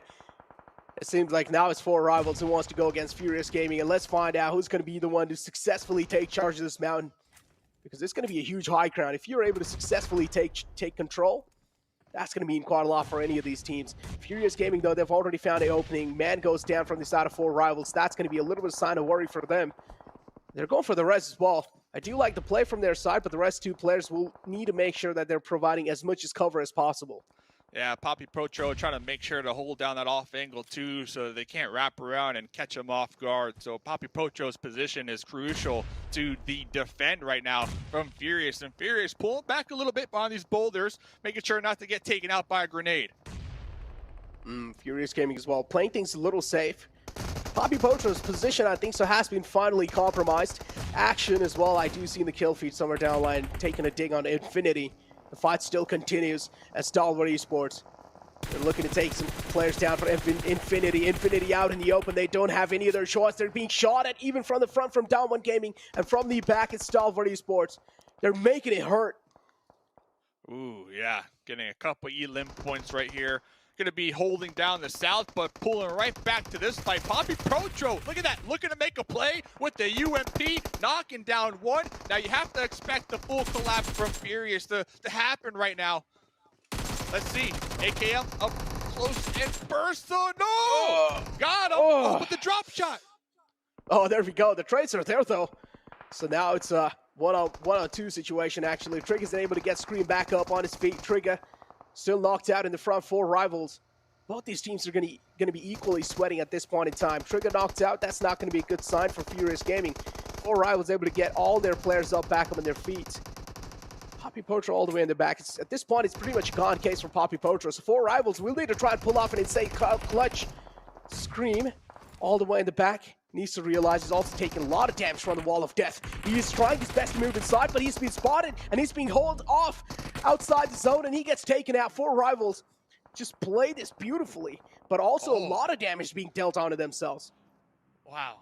Wow. What, 2 HP right there? 2 HP. Now, Silas Pugh, though, you heard the gunshots, you saw the kill feed, you can only assume the mayhem that unfolded right above your head, but could not push up there because they're back completely exposed to D. Xavier. Oh, man. Back exposed, and here we go. D. Xavier, now they need to take care of another team. Getting shot right in the back. Fenerbahçe, seems like that's going to be it for that team. And yes, next we're able to clean them up, yeah, easily. And now A7 and D. Xavier, these two go against each other. Ace2G as well. Silas, we do see him on the high ground, but I feel like he should try and play things a little safe in the position. Texa, MK14, letting that thing rip. Gonna be cooking this grenade, prepping this grenade. Let's see, tossing it. Could be money. Could be money. A7, they did lose 1 squad mate in the rotation, so they're down to just 3. Oh, they're down to just 3 and A7. As you mentioned, he's looking to connect that nade. Finally, D. Xavier being found. Got him. Being taken out the game. D. Xavier, though, still, they only got 1 point from this game. Not going to be a happy bunch after that, for sure. But yeah, action being taken out from the side of Stalwart Esports. They do have the little ridge to work with. But the circle shift is what's going to be hurting them. If they do want to make it inside the zone, Down One Gaming right in the front. They are going to rain down a couple of bullets. Just hoping that maybe a few will connect. Look at that crate, too. What a bait crate. You know for a fact, Damwon Gaming, they're looking out their window. You can't get that. You can't get that. But that level 3 gear, oh, man, it has to be so juicy right here, especially late into the game. They do have 4 up.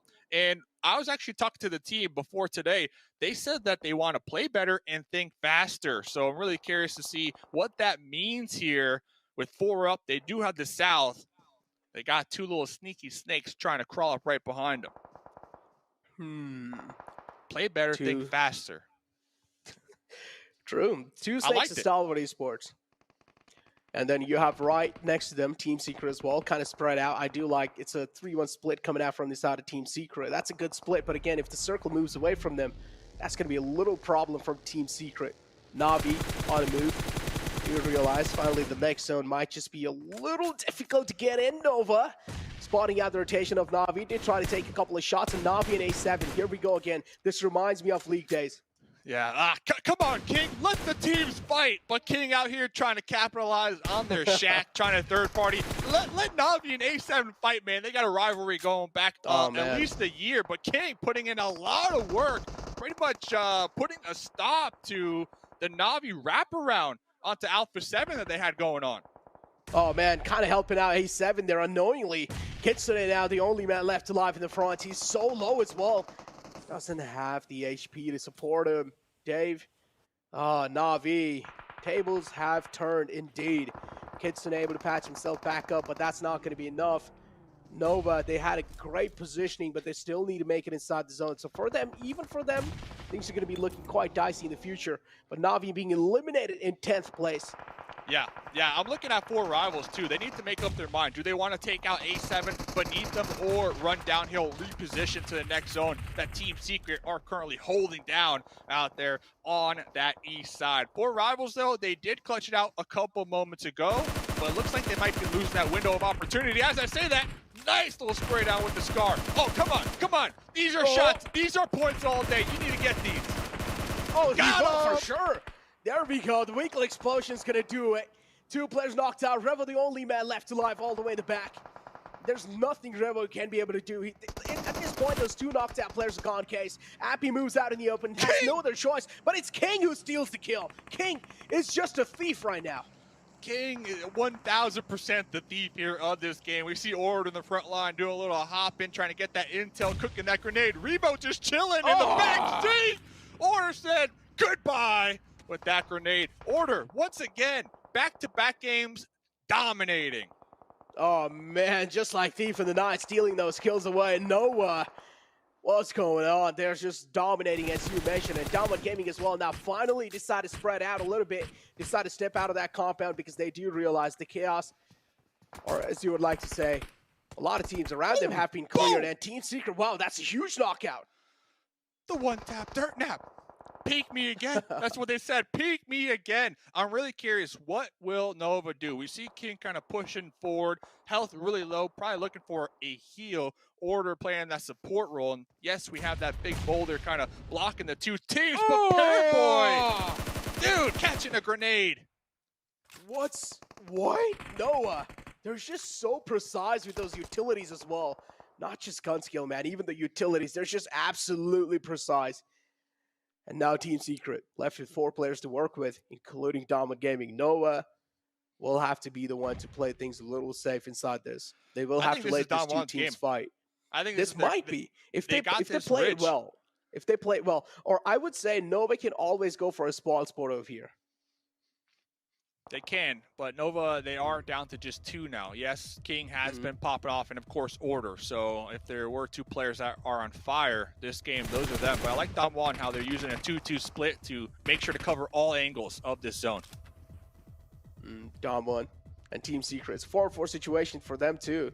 And then you have Noah with only 2 players alive. It's going to be interesting how Noah plays this one out. I do want to see what they're doing on the map as well. Noah, they're slowly and steadily sneaking inside the zone. That's their main goal right now. King, Jumper in that bush too. Maybe this nade will just do it. Oh, there we go. Beautiful nades coming in from the side of Noah, and you gotta compliment the team coordination as well. But the kill gets stolen by Junie. Yeah, Damwon, they really need to take advantage of that right there and try to push up a little more. Take out Team Secret. This is their moment. But they need to watch out for Jumper in this bush right above this ledge. Oh, the AWM, the big green cannon strikes, and it finds one. Shots taken out. Jumper in the front. As you mentioned, you need to watch out from Jumper, but here we go. Order and King, I'm pretty sure they're going to try to take care of the man in the front.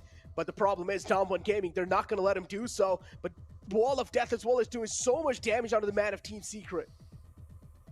I'm still really concerned with Jumper. I don't think they're aware of Jumper in that little bush right there, right ahead of them. Oh, this gives me flashback. This gives me flashback, Dave, and you know what I'm talking about. And well, here we go. Jumper, he's just holding his trigger. The trigger discipline is insane, and he strikes, finds Fabian, but that's going to be enough. That's the only thing he gets out of that. Oh, Order pushing out. UMP. Oh, Order. Nova turning the tides right now. Oh, Noah, look at that. Even though they have the man advantage working against them, man number working against them, but they're still not proning out. Instead, they're challenging the fight. They're standing tall, but finally, Dominant Gaming able to put the final nail in the coffin for Nova, and they get this chicken dinner. Look at their faces as well. They're so happy. Look at that. Look at that. Congrats, winner, chicken dinner. GG, well played. Now, they showed up mid-game. They got a really sweet spot, a nice compound, and they were able to defend that compound up until the late game when finally they did have to push out, and they used their numbers to their advantage. And I like how they didn't just all push in one area as a group. They decided to split 2-2, and they wrapped around both the east and the west side, trying to make sure to clear all those angles. And I think right there, that was the game-winning play for them. Yeah, I do want to see where Dominant Gaming has found themselves after that game, you know, like in the overall rankings. 25 points from that game. I do want to see what kind of position Dominant Gaming has now. All right, well, ladies and gentlemen, what an exciting game. Let's hear what the panel has to say about that match. Well, before I want to talk about the match, I got to give props to the Godfather over there. Necro looking fancy as hell. The white jacket, the red tie, man, he is looking good, and I'm a little bit sad of how I look now. Yeah, I know, right? He's making me feel undressed. I want to wear my white jacket now. I feel like I have. I thought in my contract I have to be the best looking person on the show, and I mean here on the desk, obviously I am not. But you break the contract, sue him. No, I'm not gonna quite sue him. Not like some streamers. But looking into this game though, Damwon, what a victory for them. Able to pull back the Damwon we got to see back in League Finals for East. but Nova as well coming so close to the very end for that back-to-back. The execution at the end from that one was so good because they held that compound down the little cliffside. It was really strong to hold on to. Your main focus when you're in the mid game is you want to make sure no one can contest that position, which they did in really good fashion, got quite eliminations by doing so. But the moment you know that no teams are going to go for the backstab, you start pushing towards that hillside. You get the information without peeking with that third-person perspective. You get all the information you require, and then you strike when you have the opportunity. Yeah, the advantage that they have. I mean, you mentioned it perfectly, too. And right here with Nova, they were able to get 10 elims. And, I mean, we talk about consistency, and this is the consistency we've been wanting to see as well. Nova continuing on that. And then Team Secret. This has been a team that we've all been wondering where they've been. Well, guess what? They were able to show up there with at least 18 points to themselves. And one that I know you're going to be really happy about here, Max. 4 rivals.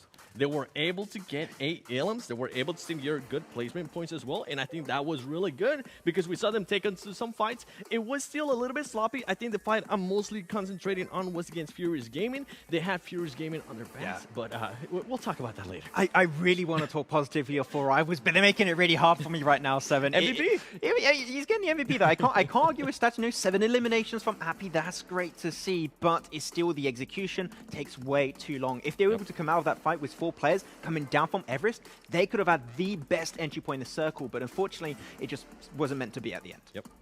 It seems to be the story for 4 rivals. It wasn't meant to be at the end, unfortunately. I've said that many times. I don't say that in a bad way. I'm just saying, like, they're just not able to, like, close things out. I don't know what necessarily is going on, but one thing I can tell you that is going on currently at the top of the table is Nova now 29 points in the lead, looking to continue to build up momentum, to build up this lead against the other teams out there, as next Ruya are going to be sitting in 2nd place still. Same for Navi, same for Nigma Galaxy, but damn one out of nowhere.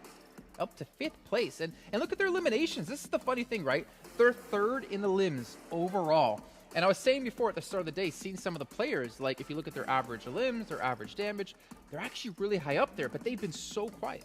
And something that I loved in that last match, and this is something that I mentioned at the beginning of day 1, is that Junie, he was a player that was able to transfer a lot of not that much damage into actual elims. And I saw in that last match, he was actually being able to steal some of those elims, which is huge for them because any elim, any point that they could get is huge right now. Yeah, and you had also, I believe at one point towards the end of that fight, you had Sung that was just waiting onto the backside, towards that cliffside actually I mentioned earlier. And the fact that you waited there while the rest of his team was pushing, you had a backdoor opportunity in case you wanted to make sure you could secure that game. So if you full send that team, you might not be able to win it out, but Sung was able to just make sure that game was going to go their way. Yeah, indeed. As we also have to give a big shout out here to our sponsor, the OnePlus 9 Pro, giving ultra smooth play here with 90 FPS. 7, you trip me up here. You're wearing glasses, you're not wearing glasses. I would do that, but then I wouldn't be able to see anything happening. I wouldn't be able to see this beauty to my right-hand side. You're left on the screen. The OnePlus looking phenomenal. Make sure you guys can unlock picture because you never have to settle when using a OnePlus. But Max, you know, one thing I want to touch on really quickly after we do talk about another lovely sponsor, Singtel, giving us Singapore's fastest 5G network as well to help you guys with 2 times lower latency, is a fact that, I don't know how I transition back into this, is that the way Nova actually used Jumper at the end as a distraction, we talk about this so many times, right? Nova, they know they're at a man disadvantage with only 2 players. They get Jumper to shoot up a couple of shots. He does get the knock, but doesn't get the confirm. And Nova immediately, like second we see that knock come through, they just rush out to this, realizing this is our only opportunity to win this game. Yeah, they see the kill feed pop up. They're like, okay, now we got even better of a chance to go for it because the man advantage has been dwindling because I think at that point it was a 2v4 and the fact that they got a knock like that, it was only down to a 2v3. There was a clear opportunity for them to get a chance at that chicken dinner, right? That is what Nova do so well, is that they have that slim opportunity to go for a win and they're going to take every single time. Yeah, and I think if maybe they would have had at least just one cover, I think we would have been telling a completely different story. I love the decision that you just mentioned. As soon as they saw Team Secret being able to cause some commotion, they decided to go for it. There was no ifs or buts. They just went for it, and that's something that a lot of teams, I hope they go back, watch the tape, and actually do. What's wrong? Just, I mean, normally there's an and in there as well, if, ands, or buts. But if or buts, hey, if that's how you want to deal with it, I agree. No, the thing is, this is what I've always talked about, and not just in PUBG Mobile, but esports in general, is a team who makes a decision together, like on one call, is better than a team who might question the call. And even though it might be the wrong call, the entire team doing that together is more powerful as a group than split off doing a different call or something like that. And to see them make that decision, and also to kind of show their expertise of being in these situations time and time again, they realize, okay, we're at a man disadvantage. We have to make a play off of someone else. And I feel like that's why we saw Nova play so slow initially towards that final zone. Yeah, it's just better to do the wrong call but together instead of doing the right call but just being split and doing your own thing on the side, right? And that's what Nova's been able to improve Said it better on than I did, drastically Max. every time. Thank you. I know, right? Thank you. It's like the No head of the ifs or spear buts. and everything. I don't know. But, to be fair, though, I mean, we look at a couple of Team Secret. It's great to see them come alive again, right? We were very critical about this team, and yeah, they get some good eliminations. They get relatively far in the match, but they need to do that every single match from now on. Yeah, Team Secret, actually, I went back on the map feed a little bit to see exactly what was going on their side. They played super slow, almost invisible for a big portion of that game, but they were playing down southwest of Everest, which is a very good compound you can actually hold on to, and they let all the teams pass right in front of them. And then the moment that they saw the circle was going to go well, I don't know why you're winking at me, Sevens. I'm feeling really weird over here. I can confirm, I can see Seven, and he's not winking at Max. Oh, come on. Okay. Of course, it's going to be 2v1, man. I'm getting engaged like that. But it's a really good idea because you just wait for all the teams to centralize, taking that fight, and you said it right, there's not much coverage in that type of position. You're coming from a strong spot. You're backstabbing those teams. You're going to get all the eliminations.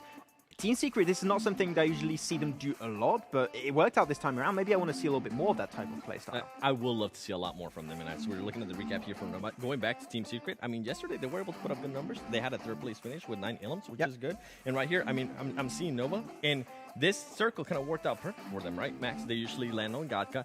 And another thing that actually worked out perfect for them here is that we were seeing a lot of Navi versus Alpha 7 fights. That's something I'm going to be mentioning after this recap. But overall, for me, if they would have just had a little bit of cover, just a tiny bit of cover, I think Nova might have been able to edge out the win. I mean, and talking of even, cover, even though the other team had a lot of angles, I feel like Nova is just that good right now. the thing that I think could have actually helped them out a lot is if they had some utility, in particular smokes, and I think that they used a lot of that utility to get in that position in the first place. If they had 1 or 2 more smokes to take that fight versus Damwon, that could have been a completely different finish from what happened there. But Damwon, with the angle especially that was given to them by Sung, was just enough apparently. And Fabian also with a big portion of the reason why they did so well at the end. They're peeking over that little ridgeline position with that third-person perspective. Team Secret, Nova, there's no coverage, there's no escape, and Damwon just shooting fish in a barrel. This is the second time now that we see a team being able to neutralize Paraboy, trying to get that off angle, and it always works wonders. And I'm pretty sure a lot of the teams are going to go back and look at this tape. And now if they go up against Nova, they're going to be looking for Paraboy to be holding that off angle. And then if they're able to neutralize Paraboy, it's going to be a big win for them. I mean, isn't that what's making Orders play so far and him stepping up even more impactful is the fact that they're losing Paraboy in these off angles so often that someone in a team who's with the grouping needs to be that person that can pick up those eliminations. Yeah, back in the PMGC League for East, that would be the death of Nova a lot of the time, right? Losing Paraboy, they'll be like, oh, what's happening? We're getting closed upon, we're getting pinched by 2 teams at the same time, we can't make it out on time. Now we're seeing Order, and especially we saw a little bit of King there, who was actually doing really good timing on the utility play with Order. It was so good on the timing, they could have done a fireworks show because it was just looking so beautiful on their side. And yeah, I like to see the formation from this team. It's good execution. Random as hell there. Wait, when you talk about death of a team, if they lose a player, I do want to talk about a team that does. It's happening a lot too, and we're actually Oh, I was just guessing. No, I was just guessing. What a surprise! It's 7 and talking about Alpha 7. It's just one of those things How about guaranteed in S2G? life. No, the reason why I want to talk about them is because we've been noticing Carrillo, a big caliber player, a player that was in contention after day 1 for the MVP. He is the main scout for that team, and I feel like that is something that worked in the West, but here you're not going to be able to do that. With this stage, you're not going to be able to do that. Carrillo has been pretty much being eliminated way too early, and that just heads the Capman big time. You know what I miss? Well, you know what? I'm not going to tell you right now. You have to stay after the break to find out exactly what I wanted to mention here, because we're going to head to that break while we only have 2 matches left to go today here at PMGC 2021. You're not going to want to miss it.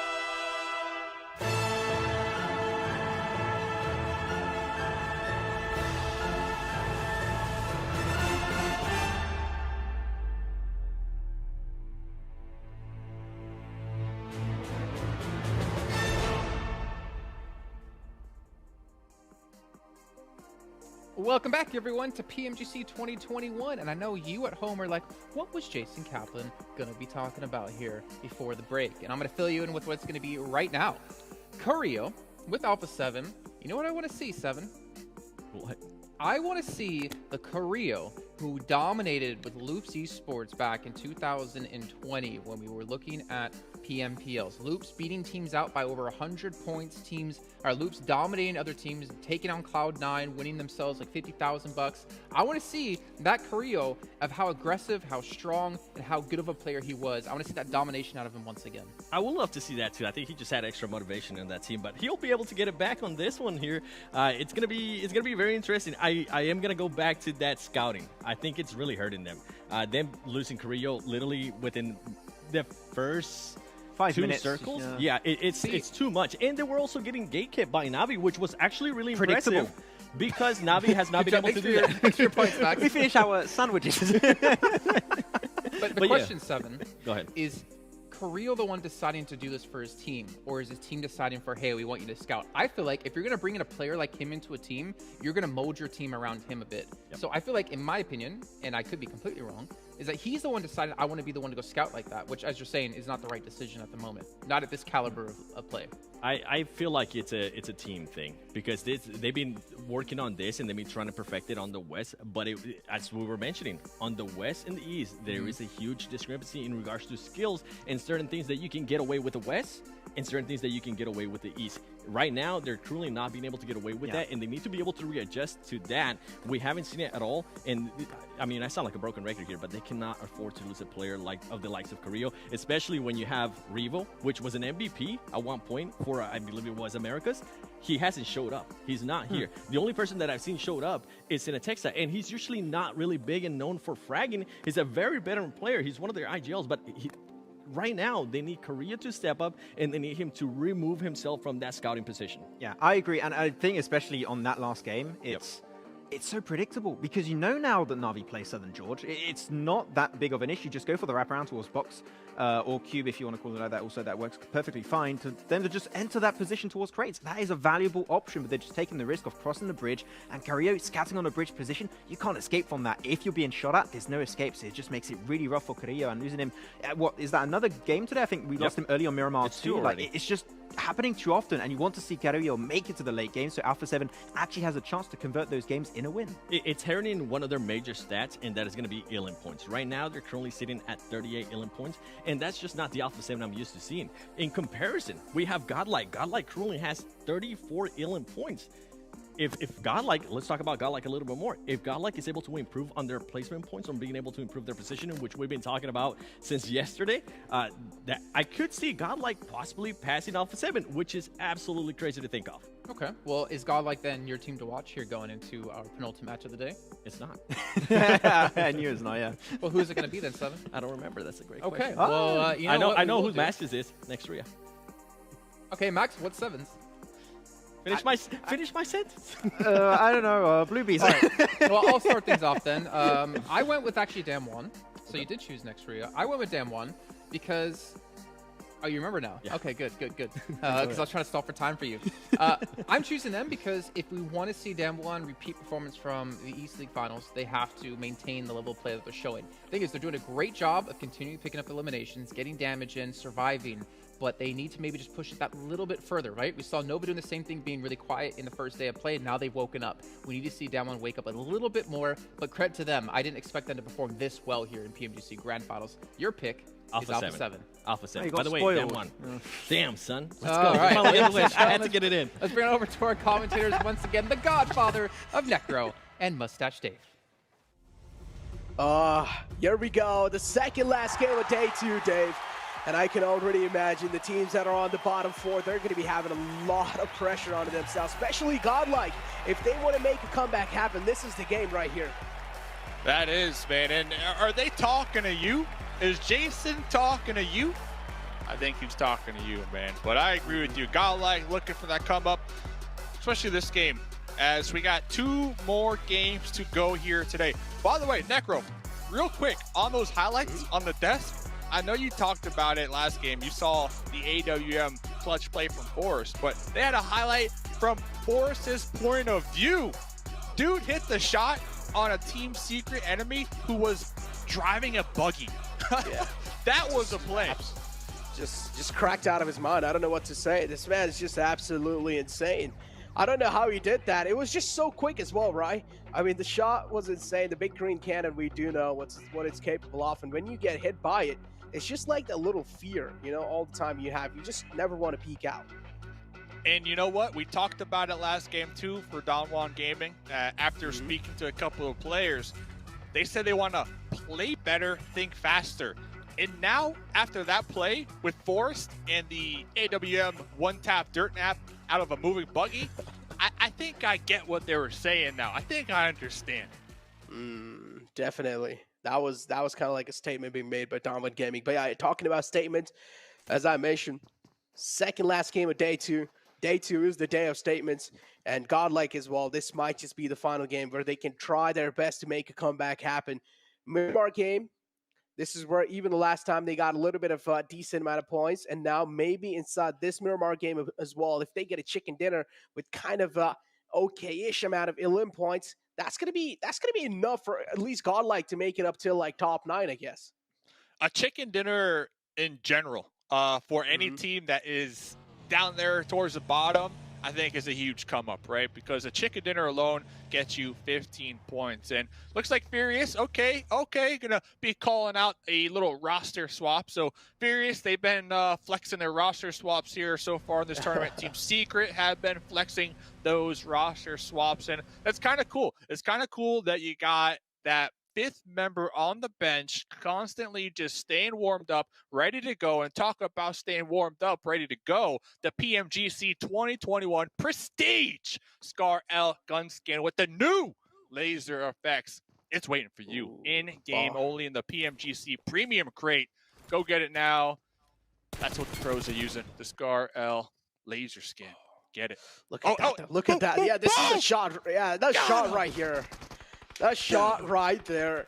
Just what a skull shot. Cracked. I want to hear the sound as well. I'm pretty sure you can hear the skull being cracked open with that shot.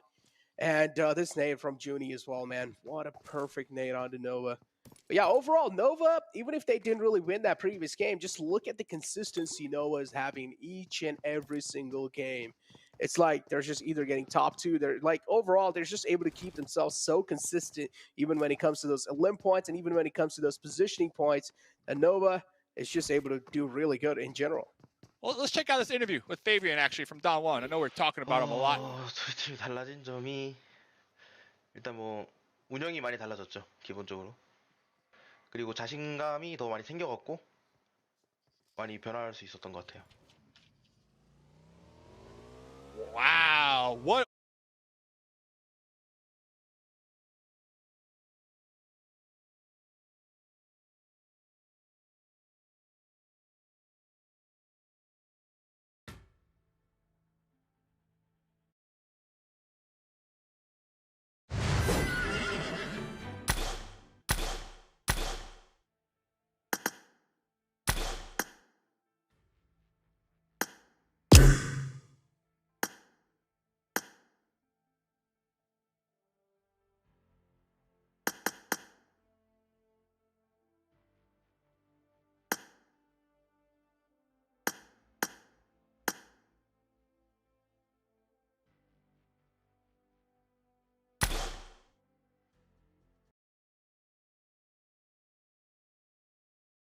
Hey, listen, all those people, Galaxy, you got Infinity, you got a couple of these teams that aren't in that top 3, top 4, but they're close by. And the reason that they have been able to kind of keep pace with the top part of the lobby is because of their ability to get these placement points every single game. We see Infinity 47 placement points, 29 elim points. So they're, hold up though, this talk about strat. Rule number 3, if you want to be a pro player, know how to drive straight up a cliff with a buggy. That takes years of practice, hard work, and dedication.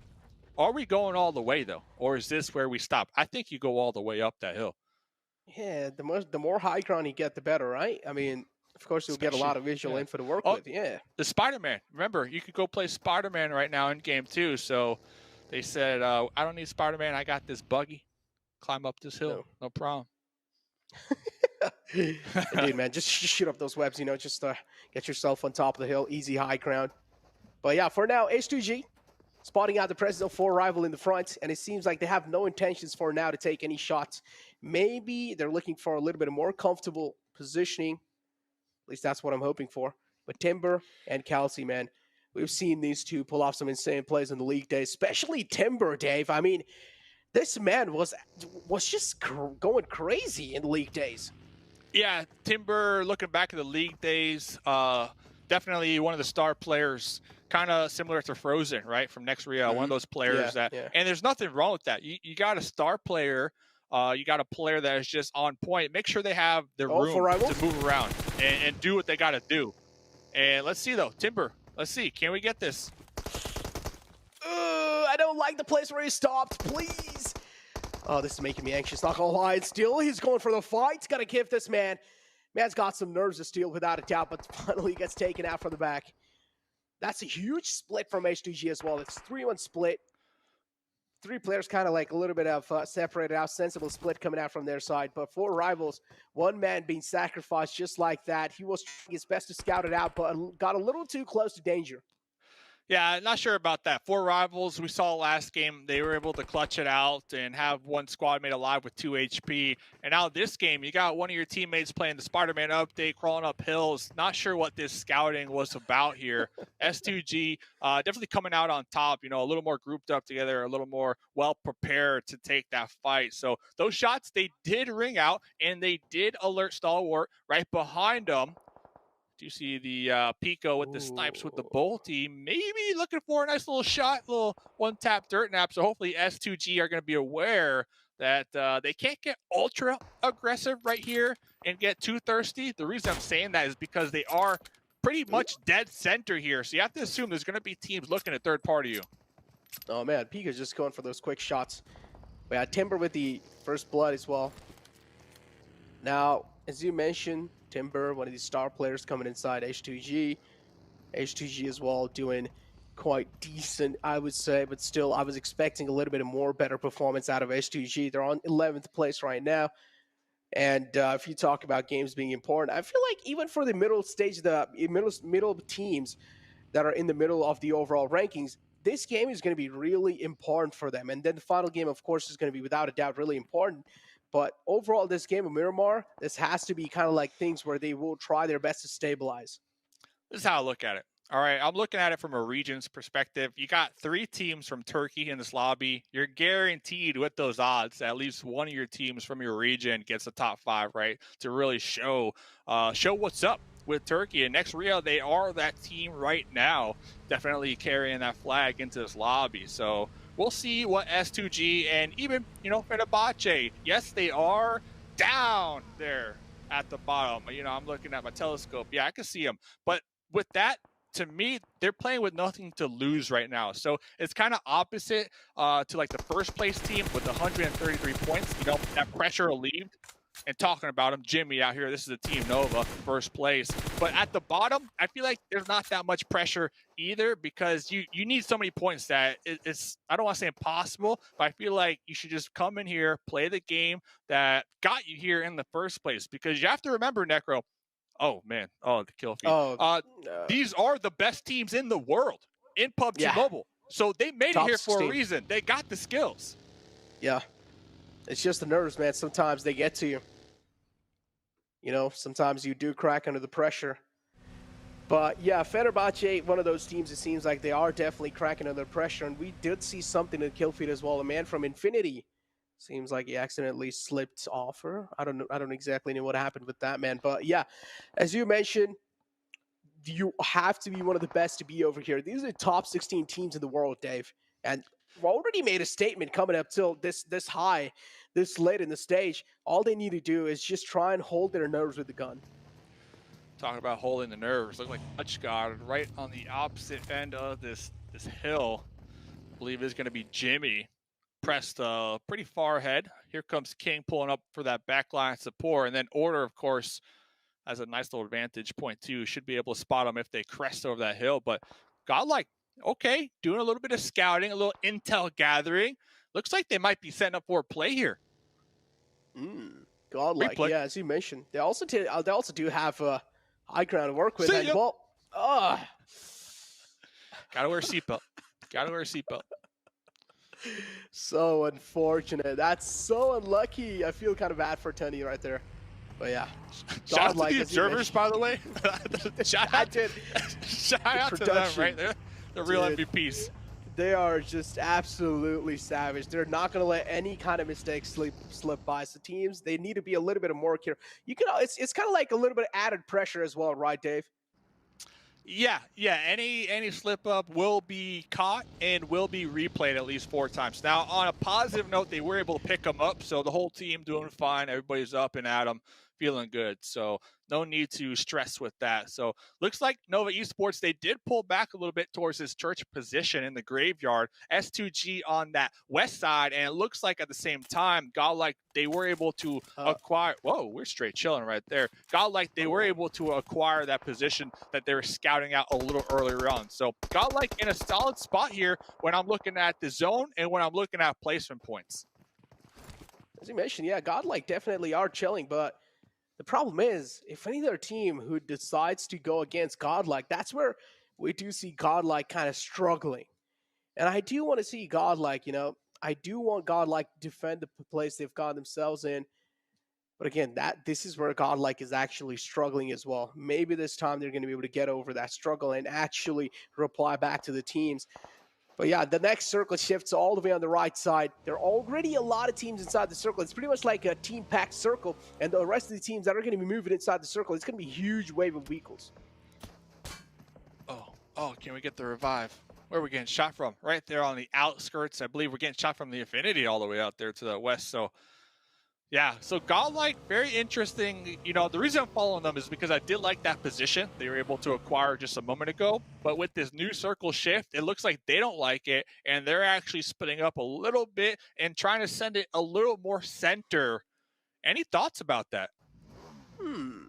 A little 2-2 split as well. Yeah, it's pretty interesting. I feel like we made a point over here about scouting. And I feel like the first 2 players, they sent in the front. They were like, all right, guys, just make sure if the compounds are clear or not. The first 2 players just went in, secured the compound. The rest 2 players now are slowly and steadily moving in.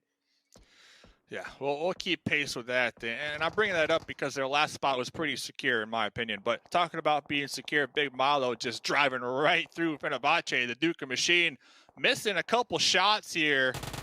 Talk about the BM. If you could drive a buggy right through your compound, right through your little town that you're holding down, and still walk out unscathed, I don't know what that says. But next Ruya on the outskirts, looking to make a play. Oh, man. The trifecta of death, if you call it. And now Fenerbahçe. I mean, Furious Gaming in the front. Fenerbahçe will need to try and take care of Furious Gaming, but it seems like next Ruya, they're just not interested in fighting at all. So they're just going to be passing by.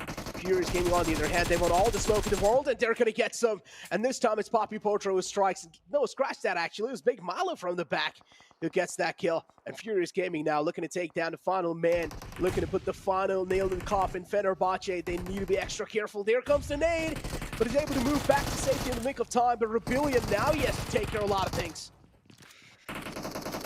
Yeah. Knox bomb in a buggy all the way down there in the south is like, okay, you guys got this. And he's like, oh, no, you guys don't got this. I'm just going to chill back here and go for placement points. I think that's going to be the strat here of this game on Miramar. Kind of play the edge as a solo, keep your vehicle alive, and just play it nice, slow, and steady. Try to get these placement points. Nigma Galaxy as well. Talk about placement points, another one of those teams. They're kind of like this placement specialists at this point in the game. All the way on 4th position, looking really good. And this game as well. Intentions are pretty clear. Try and play things as safe as possible. Rauf in the distance, knocked out. He should be confirmed in no time. Infinity are looking to steal the kill away. 628. Looking to confirm it. But Hamoudi, quite close. Did he connect that? No, he didn't. No, he didn't. Oh, that was close, though. Little update, though. Next Rio, we did see them rotate just a couple moments.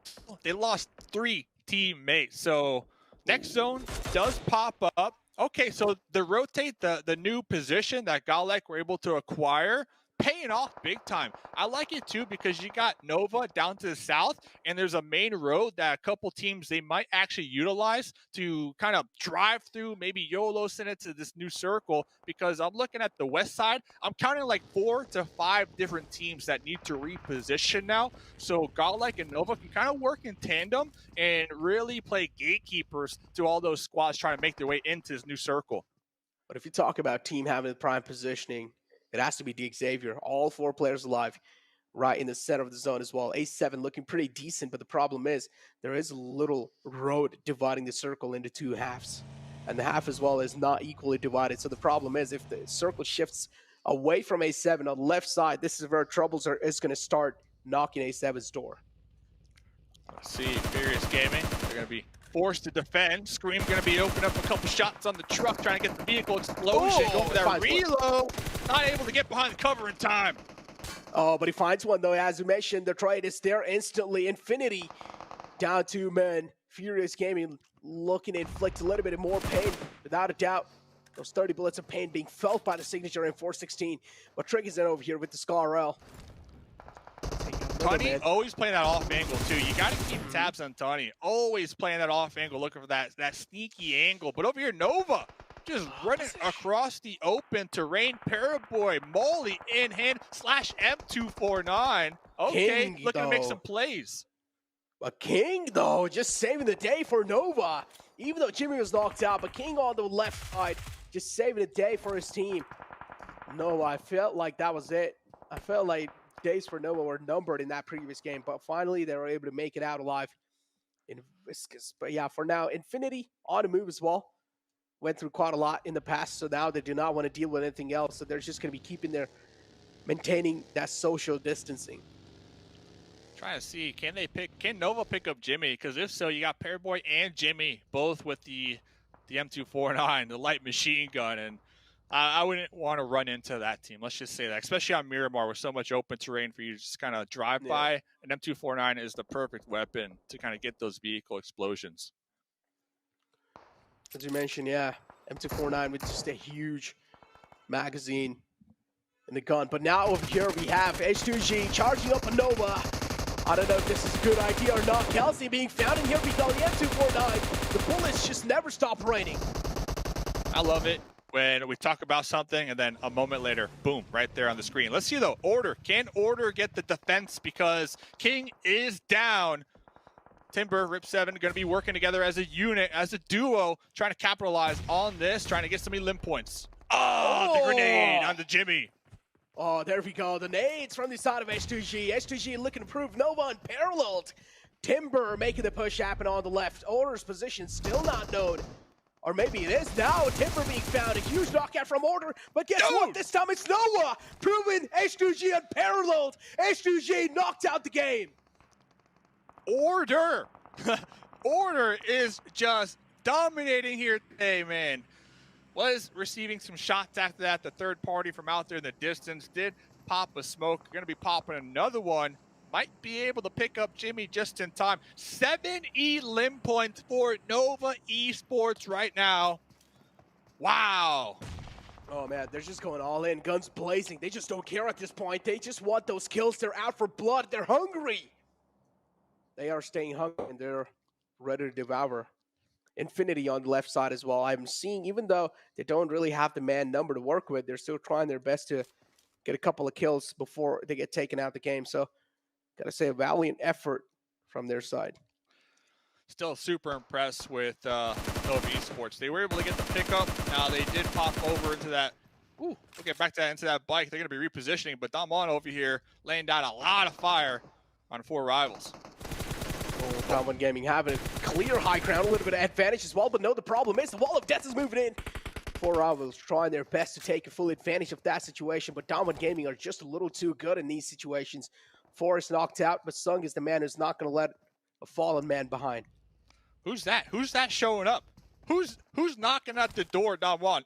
It's Nova, Jimmy and Order showing up once again. This team, although they only have a duo, they are not afraid to get involved, and I love it. Show a little head, show a little head. Just a little glimmer. No. And then Jimmy holding down down one with the M249 on the opposite end right here. Man. Nade. This might just be $1 million nade if he connects. If it does, but not enough damage to take out a man. Sung in the front trying to take out the man, but no. Instead, it's the huge clip size of M249. Just the bullets don't stop raining.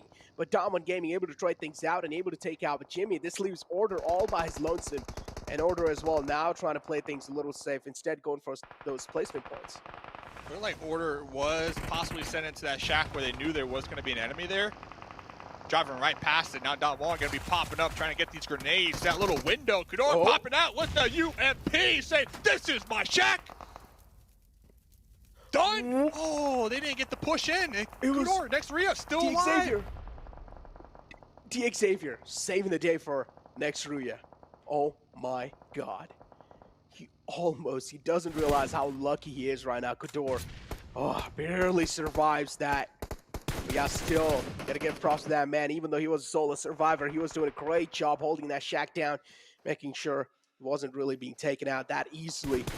Na'Vi, though, looking to take the fallen man back up, looking to give the fallen man a hand, but is that going to be a possibility? That's the question. Na'Vi all the way on the edge of the zone. They have a lot of pressure. They do. And Kudor, not lucky enough, though. That shack no longer in play with the new circle ship. So that push that we saw from Order, it paid off big time because Order was able to pick up a nice little spot right there on the edge. So we got a couple solos here, then a couple teams with 4 up. One of those teams with 4 up, in particular, Alpha 7, 5 elim points so far. Is this the Alpha 7 game that we've been waiting for? Oh, man. Look at that. Xavier having the best compound in the world, just raining down death and destruction, just peppering bullets all the way in the front. Whoever peeks out, Xavier is not going to spare them. Now Na'Vi as well. It's going to be the next wave of an enemy for them. But Stalwart Esports. What happened? What? How did they just get taken out like that? 4 rivals somehow survive. Oh, man. Oh, let's see, though. Let's see if another solo can make a play. I see Order having to defend their spot from A7. Looks like they weren't able to. So these solos, they are playing spoiler right now in this lobby. Oh, they are. They indeed are. But GodLike shack is getting compromised by Na'Vi, and they realize this is their only chance to stay alive in the game. This nade might just blow up the Weekle, and if it does, that's it. That's going to be it for Kitsune. But he moves back to the nick of time, moves back to safety. Kitsune spots out Zcon in the front, but a little too oblivious about Kitsune in the front. From behind, too. 6 elim points, and all that chaos. Look at Xavier. They have been big chilling right here. They got these broken walls to work with. They got these compounds that they go to the second story, get some sight lines. Now Furious rolling up in the bus with Uzis locked and loaded right within grenade range here of A7. Oh, this is A7's chance to take on some enemy hills. Furious Gaming taken down quite low, and I feel like that's going to be it. And yes, it is. Getting eliminated on 5th place with 7 elim points. Looking still pretty decent. Kitsune was the only man left alive for Na'Vi as well. He's been taken care of right now. Xavier, as I mentioned, they still have one of the best compounds in the zone. If they're able to hold it off successfully, that's going to be such a good thing. 4-4 situation, top 2 teams alive, A7 versus Xavier. This is A7's game. A7 got this, man. They got this. This team, 2nd place league stage, PMGC West, 4th place finals, 1st place PMPL, 1st place PMPL Brazil. Dude. This is their time. This is their time to reclaim that spot. Jump up these leaderboards already with 9 elim points.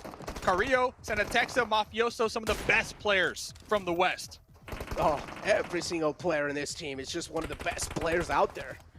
And now Xavier, they have to move out in the open because the circle shifts away from them and it favors A7. And I'm pretty sure Xavier are going to start to sweat. They will need to use each and every single piece of smoke to make that cover and then try and move inside the zone slowly and steadily. But still, Xavier will need to find at least 1 knockout on the A7 if they just want to buy enough time. I think if the trio from A7 can apply that pressure and force Xavier to push out where Mafioso is, Mafioso can really play spoiler to that push if they don't kind of let them know where their current position is. Oh, man.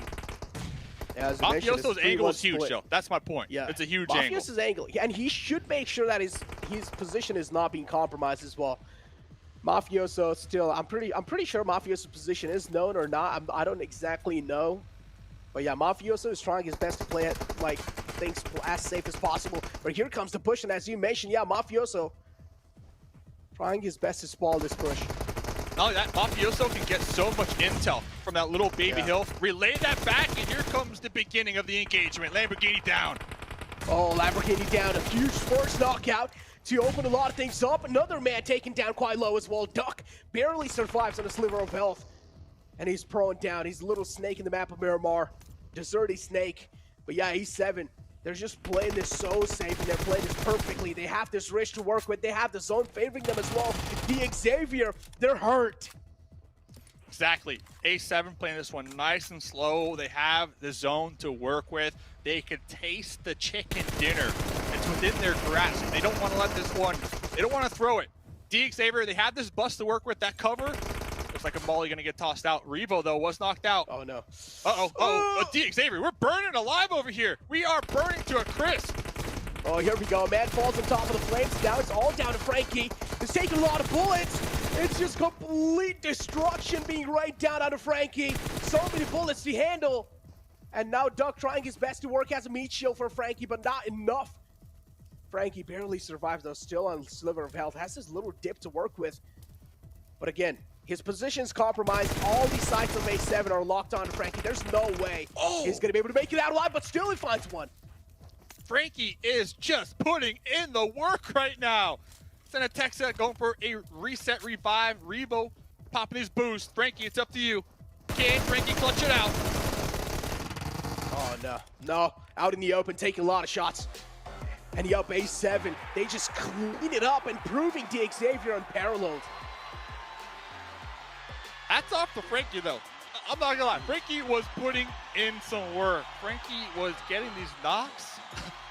Alpha 7, they had the numbers advantage towards the end, but they kept getting traded back and forth. But Alpha 7, let's go! PMGC West representing Brazil, getting their first winner chicken dinner here of the Grand Finals. 13 elim points. So not only did they get the 15 points for the chicken, but almost enough elim points to make it count as 2 chickens. So this one game in particular, it is going to just shoot them up the overall leaderboard. This is great for them. So ladies and gentlemen, that was Miramar. One more game to go. Don't go anywhere because we got the analysts hitting you with some knowledge.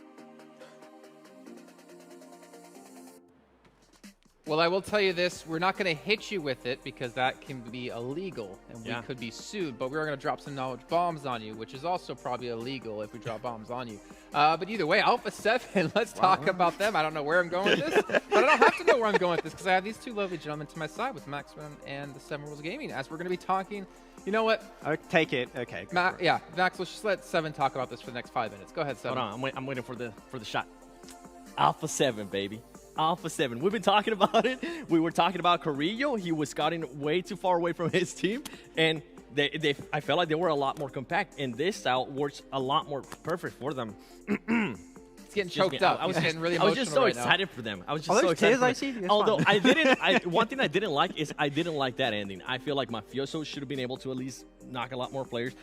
They put themselves in a situation where I'm not used to out of them. They're usually a little bit more dominant, and I didn't get a chance to see that out of them. Now, another thing, I feel like I'm flipping the script here because usually I talk about this with Navi, but I would like to see a little bit more consistency in regards to momentum carrying. Alpha 7 is usually really good. Yesterday, they weren't able to carry the momentum from their win. I think they got the win, and they ended up with the 10th place. So hopefully today it'll be a different story for Alpha 7. Yeah. I'm super happy to see actually D Xavier taking up that 2nd place in terms of overall points. He get himself a total of 18. They had the strongest compound in that position. Could have potentially got himself that chicken dinner. Frankie had a very nice attempt, but the only 2 teams that really could have been a threat to the position of D Xavier, in my opinion, were Damwon and Nova. They were trying to come in from La Bandita, but because they were so intertwined on top of each other, that was not an opportunity. But as you go there, talking about Frankie being up there with the stats, 3 eliminations apiece for his team and 40% team contribution. Really impressive stuff from him. A clutch, that would have been insane if he could get it, but not quite enough at the end. He almost did, and with Frankie now, this is the 2nd time we kind of kind of see him clutching up in regards to getting some extra elims for his team, right? Yeah. Earlier, we saw him in a match. I think he ended up with 5 elims, and we've been talking about how much DX needs those elims. This is one of those teams that, in regards to comparison to some of the other teams that were closer to them, they were lacking. They were lacking big time. Exactly. So they're able to jump up on that a little bit, and the overall rankings is going to be able to switch up. And Nova still remaining in that first place with 1 single chicken dinner, but they're starting to create a big point lead right now. And with Alpha 7, I think this is a major story. Alpha 7, I think before that last game, they were in 10th place. For them to be able to jump up to 4th place is going to be huge, and it's going to be a bigger confidence boost for this team. This is a team that I know they can affect their mentality when it comes to not being able to do certain things. With this win, hopefully, this is the confidence boost that they need. Thing is, there's still quite a gap though between them and first place. Nova with the 11 eliminations in that last match, I think it was. 7 eliminations, but 10th position, which is still insane. Backwards. 10 eliminations. 10 eliminations, but 7th numbers, position. you know. But the fact is, we saw Order and Jimmy. My boy Jim, that's a 2-man squad pushing out. Like we saw the M249, they were able to do some serious damage to multiple teams there. And we just kind of show again and reinforce the idea that Paraboy isn't the linchpin of the team. Everyone can be extremely strong. We saw Jim do it there. We saw Order do it as well. This is such a dominating team, and they're only lengthening that lead even further against the second place. Yeah, I think Jimmy is the one. I have to call him Jim. I wish I could call him Jim. But I think Jimmy is the one that I was missing out on seeing go for these aggressive plays, right? With the M249, he had a really good attempt at some point in time. It got a little bit tricky towards the end, but now we're seeing everyone at some point in time performing this tournament for the side of Nova. And we said it. I even talked to Octay earlier, and they said we want to keep the trophy home. Maybe it's nice and hot, it's cozy. Okay, let's leave it where it is. Yep. And they want to try and take the back-to-back trophy here. With Nova, I have seen them be a little bit more aggressive. I mean, earlier in Sanhok, we saw a completely different playing style from them. They were playing more of the edge circle. I think this is a Nova I'm actually enjoying. They're being a lot more aggressive. It doesn't matter which team it is. It doesn't matter what stage of the map we're on. They want to get those elims, and they want to get any points that they can. I mean, it seems like that's the change from day 1 to day 2. They were really quiet in day 1, but day 2, they're being very loud. They're looking for fights. They're looking for those opportunities. And I mean, when you're picking up this many eliminations, when there's only 2 of you left alive, like this is the true dominance of what Nova has to show us. Yeah, just shows the overall availabilities of their playstyle. They can go passive, they can play central, they can play edge, any type of playstyle. If they just train enough for it, they'll make it work at some point. Let's go back to Alpha 7 though. Because that's you. I was waiting for No, I'm going to talk about them because I don't think you touched on it, though. You might have, and I might have just had a brain fart and didn't listen. Korea wasn't really out scouting by himself this time. He didn't really go off by himself and then let the rest of his team come through. And we see Alpha 7 as a 4-man squad towards the end of the game, not losing your star players like Korea. They can be such a formidable force. So that's the main thing that we saw on the last one. He was still scouting, but he wasn't scouting to the point where he was just way too far. If they get knocked, the team would just have to give him up. It wasn't at that point. They were playing a little bit more compact, which is great. It's a nice type of change. And I'm impressed that they were able to actually do that right now. They didn't wait until the last game, or they didn't wait until tomorrow. And the reason why I was happy to see them there in 4th place, even though there is a big difference in points, is because now from 10th place to 4th place, you're going to put yourself in a much better situation in regards to trying to hunt down that first place team. Yeah, but I have an issue with Alpha 7, okay, that I'm going to be having to mention at some point, is that he knows where you're sleeping. Okay, right next door to you. Actually, I love Alpha 7. They're the best team. But Alpha 7, sometimes there's very high highs and low lows. That's the issue. Like that last game on Erangel, the one before that, they went for some scouting in position that you know the team is going to be there, and they lose Korea for no reason. Here, the scouting was done perfectly. Chef's kiss, as Blank and John did earlier. And he's just scouting maybe 100, 150 meters away, which is like the perfect Goldilocks zone for a scout to be, where you can easily pick it up if you wanted. That's a very complicated term I used there. But this is the type of scouting that I want to see done from Alpha 7, because you want to keep this big fragging team together as much as possible. And this is the type of game they can do if they stick together and stay close quarter. I 100% agree with you in regards to them just being way too inconsistent, way too up and down. And that's kind of what I was hinting at earlier, right? We saw the win yesterday. We saw what they were able to do. They weren't able to follow up the momentum that I'm used to seeing that they're able to do in the West. I'm hoping that this is a completely different story going into that last Erangel. I feel like, though, in this last match, we had a lot of teams scrambling for positions. Thinking in particular, like Damwon, they were down to 2 players. They kind of sent it into a shack where I think his last member of Next Korea sitting inside.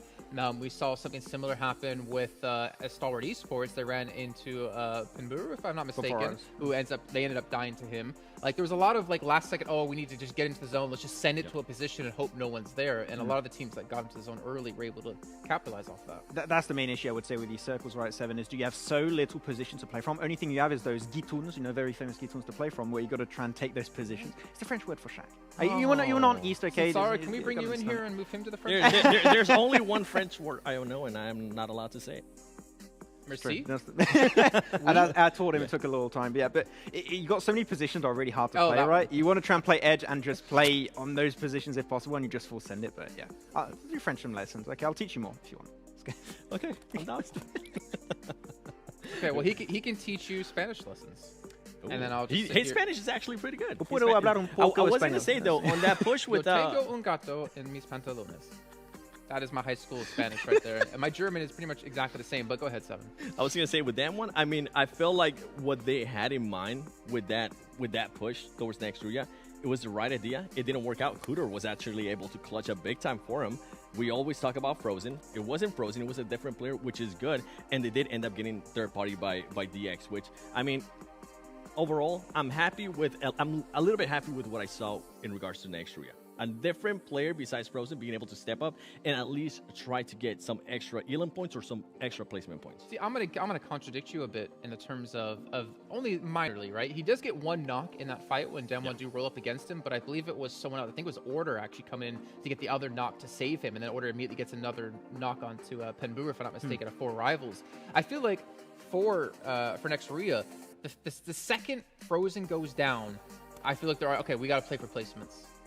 And I'm not 100% confident on that, but that's just kind of the feeling I'm getting from the team. And that's a worrying sign if you want to be a world-class team, if you want to be a championship caliber team, if you want to be an Avenger threat level team, whichever way you want to call it, that you have to have people be able to be confident without a star player like that. I don't know if I'm actually against that type of mentality, right? Because how a team goes, you're going to have your supports, you're going to have your IGLs, you're going to have your long-range players, you're going to have also your top fraggers. In the case of next Ruya, we know that happens to be Frozen. Losing him, I think that you need to adapt your playstyle because you know you don't have that fragging potential anymore. Going for a playstyle where you know you're maybe not going to aim for those chicken dinners, those big elimination points, but you know you're going to still be able to make up for what might be a very bad start. I think that's actually a decent play to go for most of the time because you know that those 10, 15 elimination games without Frozen might get a little bit tricky to execute.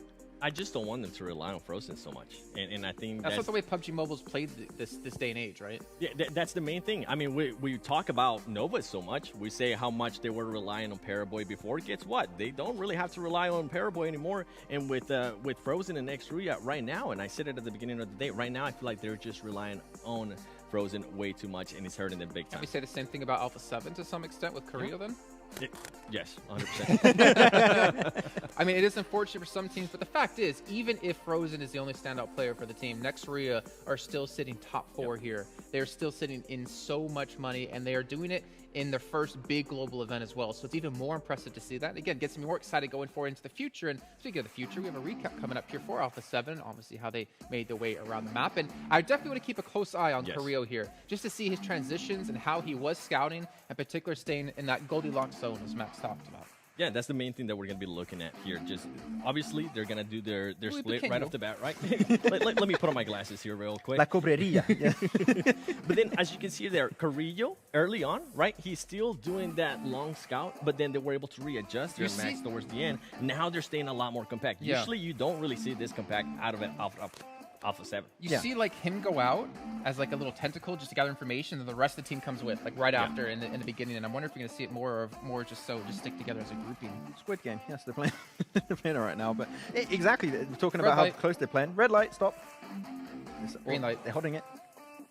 Okay. It's green light. Okay, they could on moon. They're not going to go.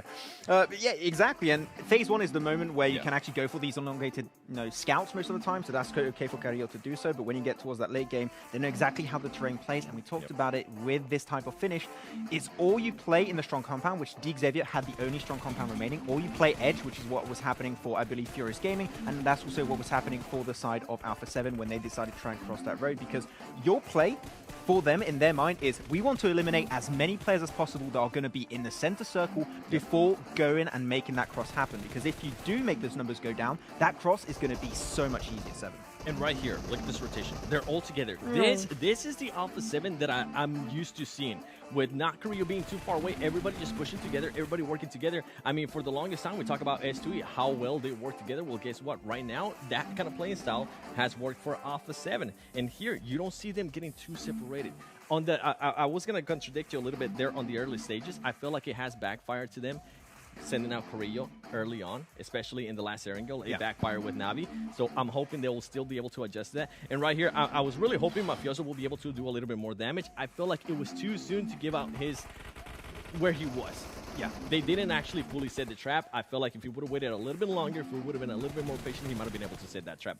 I do really like that Mafioso actually was playing with the M24 when Xavier was still in the compound, trying to find those peaks, potentially hit a headshot. The moment they get to the mid-range, he switches over to the M4. He wants to try and make those numbers go down, get some damage in onto Xavier, which worked out for some time, but unfortunately he did lose his life towards the end, and he was Senatexa and Revo able to try and close that one off. And Senatexa proved time and time again he can close off these games on Miramar, and he made it happen here once again. To give some more credit there to the players from DX, I love the Molotov usage that they did, especially with Mafioso. It forced Mafioso to back down and try to get a different angle, which is going to leave him more exposed if he tried to get any illims on them.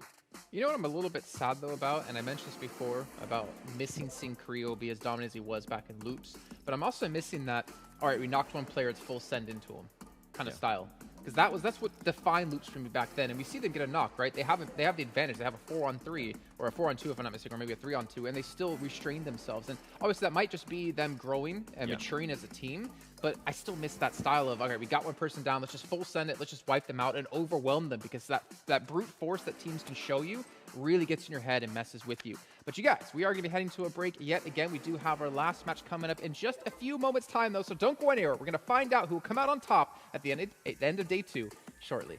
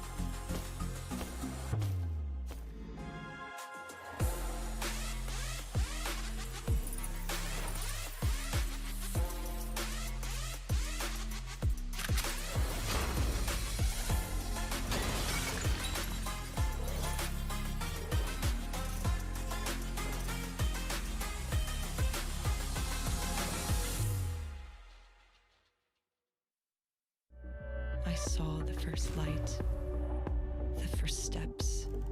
Now I see much more. I capture Earth in all its beauty. I see action, I see drama, and I see it in the finest detail. Moments of inspiration, and the first steps. I am the 1+9. We are back here. It is time to get underway with our final match of the day. Max, what map is it going to be on? Erangel. Which match number is it? Total, so is match number 12. He is. Oh. Max. Whoa. Did you just black out there for a second? I don't know, man. I don't know what's happening. I'm thinking back at the first episode of Rick and Morty when he becomes super smart for a few seconds and then he just So goes you wrong. have a seed somewhere. 7. Yeah, that wasn't really a good reference there. I was going to go with that fine of reference, but okay, fair enough. That's 7, of course, on the very end here. And there's a team you want to touch on in particular while we get into, the final match, I should say, of the day. This is our second of 3 days in total here at the GrandFinals. GodLike. Yes. GodLike. I literally called them out in the last segment saying that they've been getting a lot of Elim points. They've been slacking in regards to the placement points. And in this last one, it's like maybe they're watching us. Who knows? the info is being relayed. Because in this last match, they ended up in 6th place with only 1 Elim. So they are working towards those placement points. And this is what makes me, in a way, sad a little bit. Because I have that Jonathan picture ready to be posted on Instagram. And I can't right now because they haven't been able to get that chicken dinner. But Maybe the that's main why reason they're not playing well. He's like, I don't want someone to post about me again. The main reason I kind of want to talk about GodLike too is because a lot of these teams already had that chance, right? A lot of these teams during league play, during super weekends, they had a chance to be able to readjust to how some of the other teams were playing. GodLike is just now barely starting to do that.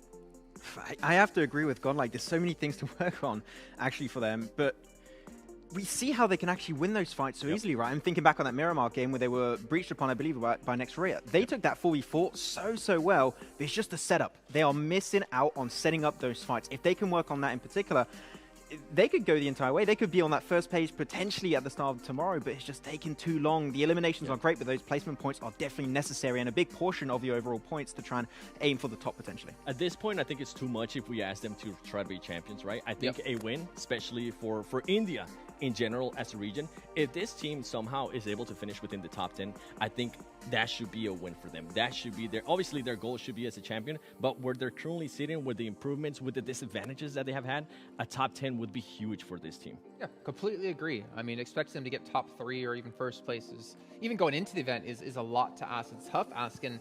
It's unfair to ask of a team who hasn't really played in these global events in 2 years' time. And I think we're seeing, GodLike deal with the pressure. I think they're improving over the course of this event. The problem is this event is only 3 days long. It's a sprint. It's not a marathon. You're not playing out 3 to 4 weeks of league play into super weekends. It's all about playing well here. And, well, they still have at least 7 matches to go to improve on themselves. Another team who I think maybe needs to improve on themselves just a little bit more is my team to watch. Next, Ruya. Yeah, they're doing well. Yeah, they're over there in the top 3. But I want to, for some reason, I want to see someone dethrone Nova. I at least want to see them be a little bit more contested. And I want to see them grow as a team in general, not just to rely on a player like Frozen to really step up. Okay, I'm going to go with mine then. I want Nova to have an even bigger lead, and I'm going to go with Nova because I've been trying to pick all day teams that I want to see improve. Well, I'm going to go with a team that's been doing great and has a really good track record, so I'm going safe here. You're going my prediction route when it came to the league stage. Exactly. I'm going to go Nova until the end. No, maybe not, but okay. I thought you said you weren't going to go that route. Okay. I'm actually going to go with the team I was talking about. I want to see GodLike. I want to see for them to continue to show us improvements, and hopefully by tomorrow they will put themselves in that position where they can actually at least try to strike that top 10. Okay. Well, I'll give a special caveat to Alpha 7 actually. I want to see how they use Carrillo again here. I know it's not Miramar, it's Erangel, but I want to see if they continue to go that style that worked out for them. It'll be good. And can they carry that momentum, right? Are we finally going to see the Alpha 7 that I'm used to seeing over there in the West? Well, the worst case could be they win the last match, and then they go out 16th place here in the next match. But ladies and gentlemen, we're going to jump into our final match here now of our second day of play, and we're going to throw it on none other to our most handsome gentleman here, one wearing a suit and one having a fantastic mustache. It's Mustache Dave and Nectar. Oh, man, here we go. The final game of day 2, Dave. And I am seriously worried for teams that are in the bottom. I mean, the desk was talking about GodLike. And even if they do get to top 10, that's going to be quite huge for them as the disadvantages they had in the past as well. And they're trying their best to improve, but even the desk mentioned they just don't have enough days. You only have 3 days to play over here, so not really a lot of time to improvise. But going inside the final game, Dave, which is the team that are you going to be looking out for? Hey, what up, GM. So last game of the evening, day number 2, grand finals. I am kind of with 7 from the desk right there, kind of in agreement, kind of on that same page, that same vibe. Alpha 7 Esports, it has to be the team. This is a team that I know for a fact just thrives on momentum. And last game, a ton of elim points. A nice amount of points for that winner, steamy, delicious chicken dinner. I think coming into this last game of the evening, they are going to be feeling good and playing confident. And a confident Alpha 7 is a team that everybody, even if you are Nova Esports at the top with 145 points, it's a team that you need to watch out for. Oh man, indeed. We have seen that. We've seen a little glimpse of that even in league days in the West. So yeah, confident Alpha 7 is something to definitely worry about. But team that I am going to be going with, Dave, and this is going to be quite interesting, okay? I'm going to be going with Team Secret. I don't know why. I just have a little feeling, man. I just have a little itch in my mind. I just feel it that maybe Team Secret are actually going to win this game. Hopefully they don't get wiped off the bat, though. Dude, you said Team Secret. S2G, S2G. Please. They're about to take out one of your squad mates out here, man. We haven't really had a caster curse here so far. Not that I believe. So okay, Necro, I just gotta say, this might be the first caster curse of the tournament, and it goes to you. Hey, might be, okay? There's still a might there, okay? Definitely it's not confirmed yet. No, I'm gonna hold on to my words. I'm gonna hold on to my words because GodLike. It seems like they've entered in the wrong vicinity, but no. Instead, they take the control of that area and easily taking out a player for rivals. And here we go. The charge comes through, and they're looking to take out the player of Team Secret. He has a shotgun in the close range. It can be quite deadly if used well. Ooh, and a molly. Hey, we're running through the molly. Head up, 2 shotguns. Oh man, here we go though. Team Secret. No bullets. Oh, the man. No, what's going on? It's kind of an awkward fight, not gonna lie. SKS in the close range ran out of bullets. Does have the Vector though, trying his best to fight back, but guess what? This time he fights him. Team Secret trying their best to fight back in this situation, even though it's a 1-on-4. Did find one, tried his best to confirm the kill, but he's just jumping from buildings to buildings, but this time he's gonna be caught. Oh, hey, we got the support, though, from the back lines, not only with double shotguns, but also with the Scar L. Let's see what we can do here, trying to get these shots through the window, swapping on over to that UMP. Silas, I believe, with the Bison, so let's see who will come out on top.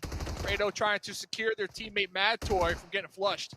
Oh man, Fredo trying his best, as you mentioned, tried his best, but the movement for Fredo is a little too good. Back and forth. The jiggle movement comes in through, and Fredo able to take out the man. He's able to connect those crucial shots on the head. And guess what? Team Secret, they successfully wipe him out.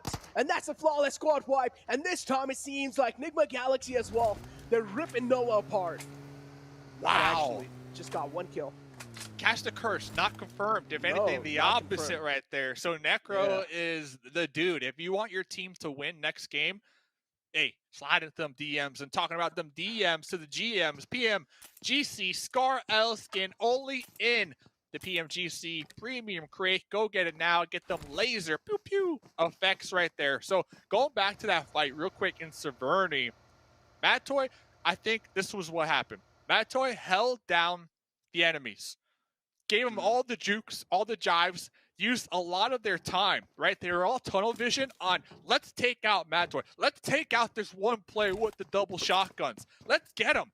And they lost track of the fact that the dude's got teammates. So that whole time that Matoy was juking them, was jumping through all the buildings, jumping all through the windows. Team Secret, the other 3 teammates, they were approaching from the outskirts of Severny, trying to react as quick as possible to provide that support to Matoy. So Matoy did a great job at really being that that distraction for S2G and holding their attention for just the perfect amount of time for his teammates to come and support him. Exactly. He played that beautifully, kept all those 4 players engaged, fighting him. And again, a little bit of rookie mistake from the side of S2G, got completely tunnel vision on Matt Toy, and they should not have done that. Instead, they should have had at least one player checking the backs, looking at the backs, but no, instead all 4 players were on the aggressive page against that man, and Team Secret got an easy opening for them. And with that squad wipe, they're also going to be getting a lot of confidence boost. Yeah, S2G, none of them were looking around. They were so thirsty for Mad Toy, man. They're so thirsty. And, hey, you can't be that thirsty, you know. Wow, that's good job. I mean, good job. You picked them. So let's see what they can do here. They are going to be able to loot up Severny for some time, not too far from the next circle. That was still a pretty exciting fight, and hopefully that will kind of put that spark underneath Team Secret, you know, to kind of pick up the pace here a little bit, because we do see them 12th place so far on the overall leaderboard. So maybe that one fight, I know I was talking about Alpha 7 and their confidence from last game. Maybe that was the fight that Team Secret needed to gain their confidence here. Oh, man. After that, I'm hoping that Team Secret is on fire, without a doubt. Continuing the momentum inside the game. But yeah, as you mentioned, Alpha 7 as well is going to be one of those teams to watch out from. And personally, Na'Vi. Now, another one of those teams that is on top of the leaderboards in the 2nd place, and they need to make sure that they're ending the day on a good note, including Nova. I'm not so worried about Nova. They're already on like 145 points. The team I'm really worried about is going to be Na'Vi and Nextria. They both are tied up. So either one of those teams, they will have to have a huge game to secure that 2nd place. And just real quick, looking at the leaderboard, just blink at me. Yeah, I agree with you. Nova, Esports at the top. They're 32 points ahead of 2nd and 3rd place. So 32 points is pretty much 2 chicken dinners, almost, right? So, no, a little more than it, actually. Quick math. Still, Na'Vi, Nextria, 2nd, 3rd. A 2nd place at the end of tomorrow, $600,000. A 3rd place, $300,000. 1st place, $1.5 million, of course. But there's just a ton of money going around it. Oh, talking about this game in particular, GodLike, they have been getting into these skirmishes really early on, and they're looking to get some kills here, Necro. Makes sense. It seems like GodLike has finally woken up, and they're realized that it's pretty much a do or die moment, and they're going for the push. They find one knockout, and here comes the full send it moment. Jonathan as well right in the front, but no, unfortunately, Z got a little bit too aggressive, gets caught with that nade. A beautiful place nade from their side. Jonathan needs to be a little safe with the position that he's found himself. Not really one of the best positions out there, but Appy, a misplaced Molotov, and Jonathan with that jump shot. And then Neo trying to get the wraparound on the off angle from behind. I don't think Four Rivals, I don't think they're going to see this one coming. And here comes Neo with the pull up from behind. GodLike just getting that pinch. GodLike coming out on top of here. Finally showing up. They got the initial knock, and instead of playing passive, instead of playing scared, no, they full sent it.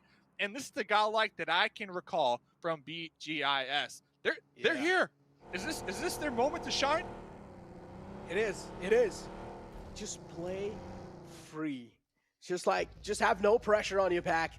And this is GodLike. At this point, GodLike has the mentality of like, all right, no matter what, we either go it, we either, you know, try to at least get a lot of kills, a lot of points, or we either just go out hands without getting anything in our hands. So GodLike, I do like the shift in the mentality they're showing over here. Overall, able to get one successful squad wipe, and this should boost up their confidence by quite a lot. I know people are like, yo, GodLike, yeah, 4 points. Those 4 points, they count a lot because they are at the bottom, and a lot of people have been talking about GodLike and their confidence, right? Their momentum. They haven't been getting involved like a lot of people expect them to be. So I think with that push, like you said, that shift in that mentality of playing passive, hey, we got a knock, well, let's just ride it out. Now they're getting a knock, and they're still just full sending it, trying to close the gap, trying to get those elim points. If they can continue to do that throughout the rest of the tournament, they could be climbing up these leaderboards. So that's a good start. And I want to see that same type of mentality, that same type of gameplay from Furious and Fenerbahçe. That's who I want to see it from now.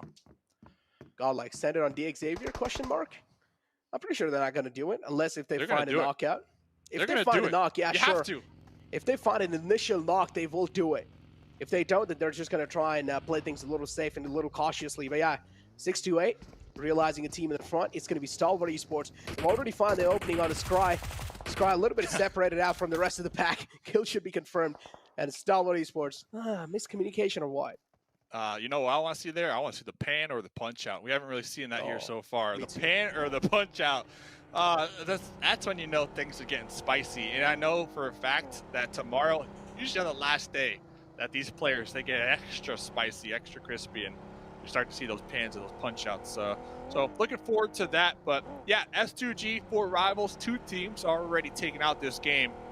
Pika though, Pika's just been on the bolty all day long. Every time we saw him, they got it in their hands. So you like to see him. You like to see him hitting shots. And one quick note on GodLike, they did lose the squad mate though, so they are down just 3. Yeah, that's gonna set them back a little bit. They lost Z-God in that previous fight, but yeah, Clutch God able to clutch out the final moment. That meant quite a lot for GodLike.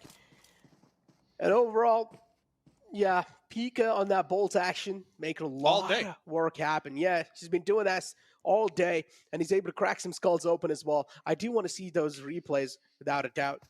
But yeah, now we have Infinity kind of next to the bridge lines. They do realize another team in the front. It's going to be 628. And actually got Sunny all by himself over here. They might get sandwiched. Nigma Galaxy, I see out there coming in through farm, to the south of farm, out there to the west. So Infinity, they might get sandwiched, so hopefully they are keeping tabs on everybody around them. Oh, yeah, here comes Nigma Galaxy actually pulling up. Look at Mela, though. It's just, Mela is like, all right, see ya. And he just whips out of that compound. He's like, all right, you guys can have the control of this compound. I do not mind giving you guys the control. But still, the spray from Freak, though, is scaring them quite a bit. I do want to see where the next circle shift's going to be, because it's going to be deciding quite a lot of teams' fate. Because you can see on the north side near prison, so many teams stacked up next to each other. Circle shifts right in the center next to Ruya found themselves in luck. I've never seen anybody pop in a dossier quicker and just haul on out of there in my life. So Nigma Galaxy, so they have a couple options to work with. Looks like they're going to be pulling back, playing that west edge here. Very smart play. Oh, but over here next, Ruya. Okay, let's see though. Can they successfully defend this push? Oh, can they? That's the question as well. That's what I'm wondering. Kador, though, takes 2 and instead gets traded out instantly. Sung, the only man left alive in the front, actually scratched out. He's the only man left alive for the team. Has a lot of burden on his shoulder, and he needs to carry his team. At least get a decent amount of placement points in that one. Vector in the close range is definitely going to be shred. And they need to play this one out a little safe. But instead, the push from next Ruya is just a little too difficult to handle, and he falls down. Yeah, numbers advantage at the end of the day after that push. Looks like next Ruya, they are going to be dead center with that compound now. Down the hill, right above them is going to be Nova Esports, #1 team in the lobby as of right now. A lot of teams looking for a compound in the center. Stalwart Esports, Xavier, even GodLike up there towards the north. But then on the opposite end, you got some squads playing the edge. Alpha 7, they were in Milta Power. They were forced to push out with this new circle shift. And now it looks like they might be clashing with Furious. Just maybe down there in the south. It might be. A7, yeah, A7 as well. Gotta say, the amount of distance they've traveled, dropped in Northern Georgia Pool, rotated all the way from north, and now all the way from right side, and they're over here down south next to Furious Gaming. That's quite a lot of distance there. Yeah, no luck, right? No luck with these circle shifts after that wide rotate, that play, that call. And on the opposite end of this circle, Na'Vi, all the way up there towards the north, trying to flex out and really catch their zone dominance up here and scout it out, get the intel. Navi's been playing this one nice and slow. I'm also witnessing a little bit of split coming in from the side of GodLike now. You have Clutch God all by himself, and the rest of your teammates are a little bit separated out. A 2-1 split, but the problem is Na'Vi is really close to Clutch God. Now GodLike, they should try and retreat back to Clutch God. If they're not going to do so, then Clutch God's going to be having a lot of pressure.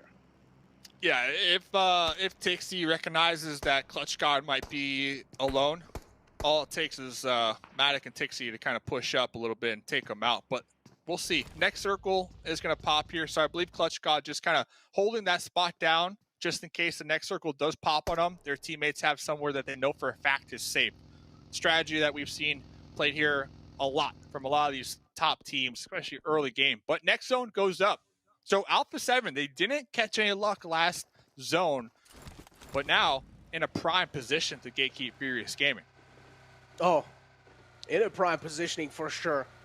But again, as you mentioned, only the gatekeep Furious Gaming. They don't have the prime positioning inside the game. Now, Alpha 7, again, from what I've seen in the West League, Alpha 7 is one of those teams, even if the zone doesn't really favor them, they just start cleaning up teams left and right. So they can try doing so right now here as well, considering that they already got the chicken dinner in the previous game, and their morals are going to be all-time high. 628 in the front. I'm going to hold on to my words for now. 628 against Stalwart Esports. Quite close to each other. Action spotting out of man, and that's quite a questionable rotation out in the open like that, crossing the road. Oh, I don't know what he was thinking. Another and Ruya follows it. What? Oh, yeah. Another hard rip. Uh-oh. Action. Action knows there's a player in here. Action's going to be cooking this grenade. Can we toss it into the window? Oh, close. Almost. But now Action, I'm assuming, is going to get the intel from top that there's going to be a team pulling up from behind them. But Action, we're talking about tunnel vision. Action wants to get this kill. Oh, he wants it. He's just lobbing in nades. He's being the grenadier right now. Action looking to lob another nade in. He did realize the man from 628 has already moved out, but it's done. 2 out. And guess what? 628, they're just exposing their backs. They're just gifting these kills away to Stalwart Esports. Yeah, Action and Top, in my opinion, two of the best players when it comes to teamwork and working in tandem, working as a unit. So really curious to see how Action is going to pull back now because the Infinity kind of rolling right past them.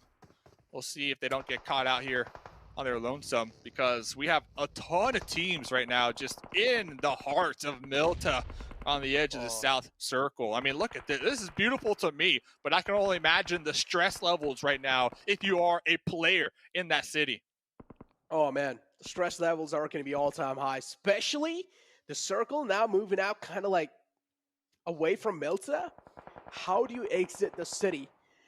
This is the question that's going to be worrying all the teams that are inside Milta, including 628, Infinity, and then you have Xavier right next to them, and Stalwart Esports, Fenerbahçe. These are the teams inside Milta City. Nigma Galaxy, they're right on the edge. They can always make a safe rotation outside, but the problem is they will have to surpass next Ruya, which are pretty close to them, even in the overall rankings.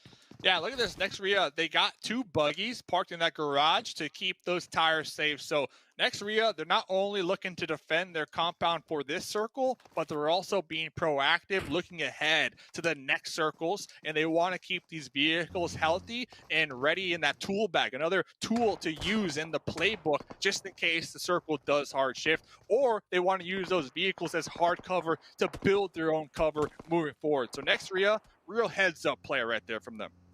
Well, look at this, though. Na'Vi and Team Secret next to each other now. Hopefully, Team Secret are well aware of Na'Vi's position. If they're oblivious about Na'Vi's position, that's going to be a little problem. But the Circle moves on left side, and this is where Nova and next Ruya gets favored. And this is huge. Even Nigma Galaxy are barely making it inside the zone on the edge of the Circle.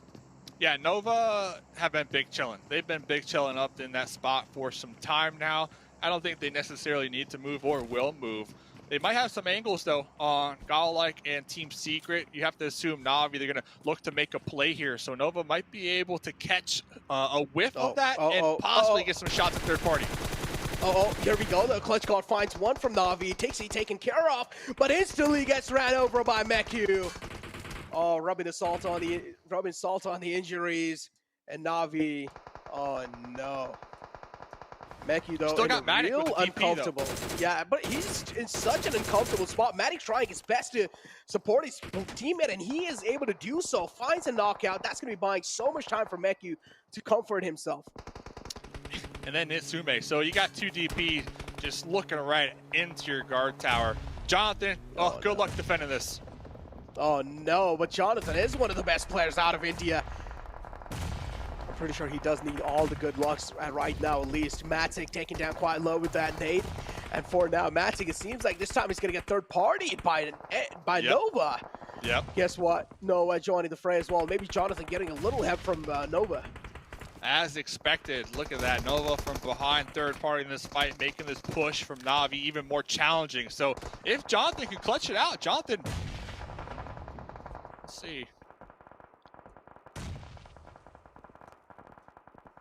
Oh, man. 628. Pretty close. Xavier right underneath Infinity. Infinity as well, quite hurt. Xavier have only Frankie left alive. One man being knocked out is pretty much gone case at this point, and yes, he is. Xavier having only Frankie left to work with now. And Team Secret as well, I've saw in the kill feed, one player from Team Secret got taken out, and A7 are quite close to the other player of Team Secret. They're trying to close the distance, and they're also grabbing a care package. That's huge. Wow. Yeah, Revo going to be able to get whatever weapon is in there in that level 3 gear. Looks like they're going to be pushing uphill towards the north. Team Secret, they've been up playing this zone for some time. Madtoy, though, spotted him out with the M4, getting connected on, traded on in return. Revo looking for the confirm here, and A7, we talked about the confidence and the momentum from last game's chicken dinner. This is the A7 that I'm used to seeing as Carrillo is making the pull-up over here. Oh, here we go. Team Secret is getting jumped on by A7, but instead it's Noah as well joining the fray. Noah from the back trying their best to help out Team Secret, but it's not going to be enough. A7 able to successfully wipe the existence of Team Secret, but Noah's third party able to take care of A7. Wow, what a spot up there for Nova Esports. Their ability to control the north from their position and third party everything. 8 limb points this game. Shout out to Alpha 7 though. That was a pretty aggressive pull up there with the time clock ticking down. Navi, we recall, not was able to get taken out from a grenade. So Navi trying to group up, collect their thoughts before making a push. Another team making a push out of their compound because it's no longer favored in the zone. Nova. Oh man, making it inside the next circle is going to be such a difficult task for all these teams. Circle's out in the open. We do see a couple of teams inside, including the Xavier and Infinity, barely on the edge of the zone. But again, yeah, middle, for though. Nova, nobody's in the middle. Edge. Yeah, everyone's and on even edge. if you go in the middle, you're probably going to be the center of attraction. So you never should go inside middle in these kind of zones. Nigma Galaxy, they've been chilling on the opposite side of that north down, using that hill cover to press over and take as many shots as possible. They're doing a great job. Ward right there with the huge grenade and absolutely around that south end. But over here, next Ruya laying down the shots onto Navi, trying to make their way on in. They got a little smoke wall over here. It's going to keep them alive for the time being, but it's going to come down to hitting your shots. And Matic is letting it rip. Oh man, Navi, they just don't have any of their choice rather than move out in the open. They're trying their best to stay alive. They're trying their best to inflict as much damage as possible on the next Ruya.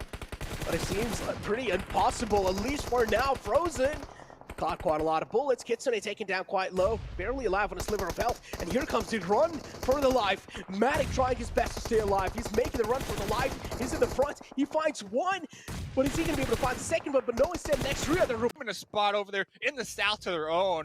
Popping on over to Order though. 8 limb points once again on Order, looking to get that clutch. Oh man, as you mentioned, there we go. There we go. Nova just able to breach inside the circle. No matter which team you are, if you're going to try to gatekeep Nova, this is what's going to happen to you. But now, on the other hand, next Ruya, a little separation coming out from their side, and that's why the separated man got taken out. And if you talk about Nigma Galaxy, they're looking so good. But the circle shifts out in the open in Nomad's land. Each and every single team will need to make out in the open. And how are they going to be doing so? Because they've already burned through a lot of utilities, to be honest. Yeah, Nigma Galaxy 2, the only squad with 4 up here. So looks like they're going to continue to sweep the south here. Looks like they're going to be pushing through 628, trying to take them out before moving forward. And that's exactly what they need to do down here in the south. Man, 8 limb points for Nigma Galaxy. They are playing this one smooth, calculated, working together as a unit. They got that knock, and now they're all pushing across that field, but with a smoke, like, they are on point here with their utility. Oh, Nigma Galaxy, yeah. They're taking that calculated risk every single time. Lord confirming the kill with the nade, and now here comes the push in from Noah. Slowly and steadily. Want to make his mark inside the zone, but it's going to be quite tough. Take a look at that. So many bullets. So many bullets being rained down on that little dossier. Yeah, Order very fortunate that Nigma Galaxy currently focusing on flushing out this compound down here towards the south. Order, you said pushing from Nova. That's a push from Order right now. 9 limb points. They got that little buggy. Oh, he's popping in the dossier once again to continue pushing into zone. Order is unstoppable, but Nikita right above him, trying to apply that pressure. Oh, Yeekta as well. There's someone on the left, and he's also taking a lot of damage from the wall of death. Yeekta wants to make it inside, but Order, there we go, spots out a little glimpse, and that's gonna be enough. Order takes care of the man in the back, and now it's Order versus Nigma Galaxy. Does Order clutch this out and win, though? I mean, I gotta cheer for Order. Nigma Galaxy, they do have their whole squad up, though. So you have to assume they're gonna come out on top. But you got Order, 90 lift points. He's gonna be pushing into the zone, blowing up that Dacia. Now has the hard cover. Oh, Order is the one-man army. And Nigma Galaxy as well. They want that blood. They smell it, and they want it. They're pretty hungry for it, for sure. 628 being taken care of now. Nigma Galaxy do realize the solo man survivor finds one, but no, the trade is there instantly. And Nigma Galaxy win the final game of day 2. Let's go! Hey, they're surprised. They're like, hey, high fives all around. They did such a good job at keeping the entirety of the squad alive. Towards that mid-game, they didn't choose to go into Milta, but instead play the outskirts of Milta and make sure that their backs were clear, that they weren't going to be backstabbed. And they played it nice and slow. They swept around the south and then piled up north towards that late game. But I was cheering for Order. Not gonna lie, I was cheering for Order because I think Order had like 9 or 10 E-limbs that game alone. Like, yesterday was the day for Paraboy. We saw him in the race for that MVP. Today is the day of Order. That's a fact right here. So what a day here. It's only day 2. We still got 6 more games tomorrow. But until we get to that, let's pass it all over to the analysts, man. Come on, analysts. What you got? What you got? What is there to say about Nova, and in particular Order, that hasn't been said yet? Paraboy went out so early in that match, and yet Order's like, all right, hold my 1+. I'm going to sit there and take down the rest of the lobby here. 9 eliminations himself, putting not only his team back on the map here yet again, or maintain themselves on the map, but putting him on the map, right? He was our 3rd place MVP at the end of day 1. He has to be our 1st place MVP at the end of the day 2. 100%. I don't even have an ounce of doubt in my mind. And what did they have? I think 8 eliminations around, like, what, phase 5? Like, super early in the game, too, because they were third-partying all of those fights happening on the northern side. They just get involved. They're good at the early game. They're good at the mid game. They're good at the late game. They're good at every aspect of the game. Anything you throw the way of Nova, they will play around it and execute around it properly. A 1v4 fight is a little bit too tricky towards the end, but it's still another 2nd place. They got 3 2nd places today, a chicken dinner, and a 10th place with, what was it? Oh, no, a 7th place was 10 eliminations. They had 5 good games out of 6. Like, that is just how good Nova's been today. The surprising thing, it goes to what you were saying, Jason. Paraboy keeps it. This is now the 2nd time that I see Paraboy getting knocked this early on, getting eliminated. But Order, this is the 2nd time again that we see him get over 8 elims. That is just impressive alone. And as we see right here, Nigma Galaxy being able to secure those 11 elims, 26 points total. And then you have Nova. We were talking about it. The elims they've been able to get is with that aggressive style that we've been seeing out of them. Their aggressiveness has just improved to a completely different level, even though Paraboy wasn't in that late finish. Yeah, and that circle actually was not too easy to play for them at the end, but you have to just talk about this once again. So he was the pinnacle. So he made, remember, was it 3 different positions, the new max? He made eliminations, team contribution, and damage. And here he makes it survival the elims, the new one. Yeah. Survival time's not there just yet. Isn't it? Contribution is almost there at the very end, and so is damage. He had 1,200 damage in the game earlier on. This man is single-handedly changing the face of what an MVP in a match is. Can we say yes? New superstar? Oh. Yes. No. Yeah. Let's make it. I say yes. I say yes too. He's been the MVP of the whole event so far, for me, to be honest. Yep. I'd say new superstar for sure. I mean, this is a player that a lot more people are going to be keeping an eye on him. And then, I mean, we have Nusi from Infinity. Finally, I know you guys have been wanting to talk about him for a minute. Over 1,000 damage. What is that, Max? That's a friend. I just well, did that. The weird thing is, right, is that ever since Max has started to wear glasses on broadcast, Order's been pumping numbers. Coincidence? I think not. 1,100 damage. He's put up over 2,300 damage in 2 matches out of 6 today. I just saw it last second. I gotta give him a shout out. Dokun Machine. Fenerbahçe. Finally, we got something out of that team, and it is a player that especially on the West, we were talking for a long time, and then we have Klashgod here with at least 3 illins. We were actually talking about that on the Green Room, right, 7. We had a really, really good fight early on versus, I believe it was 4 rivals, right? Yes. They went for a 2-2 split, and we were so happy, Jason, we're in the Green Room. We were like, they're actually going for a split. They're scouting a position before going for a breach. I want to see more of that tomorrow. I don't want that to be just a one-time thing. Do it in the 6 games tomorrow. I would be so happy. And the best part is that the 2-2 split, they decided to readjust. They were both coming north, gosh. right? One of the other players decided to move down south. So it was a great... We'll talk about it a little bit more. But yeah, I know what you guys are looking 45 at. points in the lead.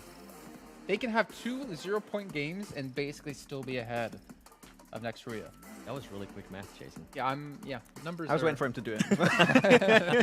But then again, look at the race everywhere else, right? Second place, 1 point difference between second and third. A 4-point difference between third and fourth. A 13-point difference between fourth and fifth. We're still seeing the potential for so many changes to happen here, but that first place position, I feel like Nova this time, they're really making a statement. We haven't seen, I think, someone be this dominating since. I think even before, even Bigatron in my head doesn't necessarily count when it comes to domination like this. The only one that I can think of was Malaysia, but we didn't really have Nova playing in that one, so I didn't have a chance. Yeah, so I feel like it's maybe a little something to it. I do want to mention something that's very jarring to me in this overall ranking. And in third place, Nigma Galaxy with that huge disparity. Once again, we mentioned many times throughout the show today between its elimination points and those rank points. And they're still staying in third. So it's odd, but they found a recipe to success and it's paying off for them. Wow. 37? 37 elims? I mean, this is definitely the MVP. Frozen have 15 eliminations yesterday. It did. Yeah, and it was Order caught up to him and passed him by 12. Like in 2 games too. He's overpassed in 2 games. He got true. He's been able to achieve 8 elims in 2 games alone. So that's just impressive. There's nothing to say. The numbers speak for themselves right there. Just like, look at that. Big numbers. Good, oh, here we go. Job. How ahead is he actually? 37, 1.7. 2.3 3 points for MVP. 6,000 damage. I think we had 2,991 from Paraboy yesterday. And the fact he's almost just over doubled that from Order's side is just... Well, it's also cumulative, let's be fair. Yes, it is. But also it is a ridiculous amount of damage he's able to put up. But we are seeing a couple of new names here, I think, on the top 5. We are, and I'm glad you mentioned him, especially DX Frankie. I mean, we saw what he's been able to do today. Definitely have an outstanding day for himself. And then with Navi being able to adjust, being able to carry momentum, it allowed Miku to at least put himself in that contention as well, Max. Yeah, exactly. I'm really happy with how Navi's been able to adapt their playstyle. I think just like GodLike, they've been able to approach it a little bit better with how they've been scouting and everything. Is really good to see. It's kind of a shame because we have seen so many teams step up today and improve their consistency. Navi definitely going to be one of those. But the fact is, Nova have been just so good today that everything else doesn't matter compared to how well they've been playing. They've been consistent throughout the entire event so far. They've been even better today than they were yesterday. And the lead that they're building up, the fact is they have a couple of games in hand now where they could just not place well. They could go out early and still be ahead of everyone else. Just to repeat for those at the back of the class, 3 second places, 1 chicken dinner, and 1 7th place with 10 eliminations. You can't beat that. It's just so good of a... I mean, okay, technically you can beat that, but is it likely? Not really. So they have 47 elims, and doesn't Order have, like, was it 35 of those? How many elims did he have? You're right. You're right. 35. It's around 35. I mean, I guess technically, wait, is this just from today? I think this is just from today. This might just be from today. But still, it goes to show the amazing day that he had alone today. Frozen, we're talking about what an amazing player he was yesterday. We were hyping him up, and Order was like, no. Hold up a second. Let me just go out there and get at least 35 elims. Hold my chip, my SIM card for seeing tell, real quick. Hold my cucumbers they put over my eyes while I'm getting pampered at the Fairmont. He got his mani and petty. Yeah, he's getting ready to go, man. And the question is, who can stop Nova? The only way we can find out is tomorrow. But realistically, look at the lobbies we've seen so far. Who in your head, Max, could take Nova down? Can anyone take Nova down at this rate? I don't think so, because the teams right below Nova, the thing that we're seeing, right, is that disparity between, and I'm bringing up once again, that disparity between eliminations and ranks, compared to Nova that has that really good 50-50 split almost, because they're consistently in those top 3 podium finishes, consistently getting those eliminations, especially from Order. If you want to take away that first place, you need to get and improve all your rank placement points if you're missing out on them, or your elimination points. And so far, the teams in 2nd, 3rd, 4th, 5th, they're all missing out on that kind of 50-50 split, and that is the main reason why no one can really contest Nova right now. That, and I don't see any other team being able to have the roster that Noah has right now. What I mean by that is, I mean, we just mentioned it, Paraboy not being able to perform. Well, guess what? Order is going to step up, and he's going to step up in a big way. I was going to say next, Ruya, we've been talking about who else is going to step up besides Frozen. I really haven't seen any with Nigma Galaxy. I mean, there's not a player or a team that I can think of right now that can pass Nova, and I feel like Nova is just going to get even better and better. What we were talking about yesterday. Nova's just going to get better and better as they collect more data. Yeah, even looking maybe towards Na'Vi, like, yeah, we know Tixie can play well, but I don't know if anyone Na'Vi can play that well, that consistently in a day. But let's take a quick little recap here of Nigma Galaxy. Obviously, they did take home the victory here. And, I mean, there is potential for some of these teams to catch up, but for me, this is what's kind of not a good sign. Thinking back to the East League Finals, Max, Nigma Galaxy, I mean, they had their ups and downs, but I don't think I've ever seen them have as dominated of a day, or even remotely close to as dominated of a day as we saw Nova have here. Yeah, it's just not been that strong when it comes to especially eliminations, right? That is where they're currently lacking. I want to see them get a little bit more involved as possible. Though, I really want to bring a positive aspect of this game that I've seen in this one near Milta for Nigma Galaxy, actually, because they were playing that high ground position next to the road, next to Milta, and they were not getting involved. They were just waiting for the circle to pop, waiting for all the teams to kind of eradicate each another inside of Milta itself, and the moment you know you're forced to take that position, they go for the full-on breach, 4v4 in that, I believe it was the warehouse of Milta. They took that position, and that was so valuable, because after that, all you have to do is protect, zone teams away, and move in when the circle moves out, and you know that the numbers are not there to go against you. Reason why they were able to get the win. And I love that push. This is exactly what you were talking about. We were wondering how they were going to be able to reach this here, and I mean, they did it perfectly. First, they handled STE, right? They got rid of them, and I mean, we really haven't been able to see STE much.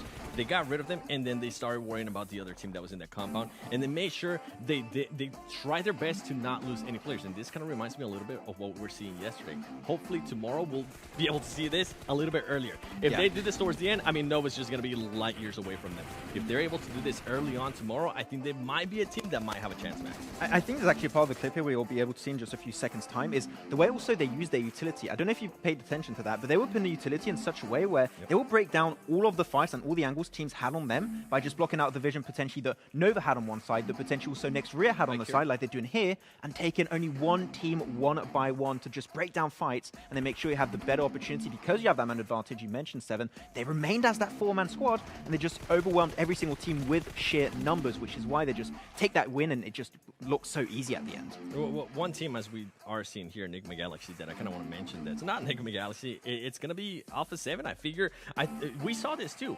We thought that we're going to have a much better chance. They have 4 players alive, and for some reason, even on the location that they were, they decided to kind of play bumper cars in a way. They decided to just try to run over the players when they had the numbers. I wish they would have just readjusted to that. Yes, you had Nova possibly being able to third party you, but you can't play like that. You can get away with it in the West, and this goes back to what I was saying earlier. There's stuff here that you cannot get away with, especially with this East teams.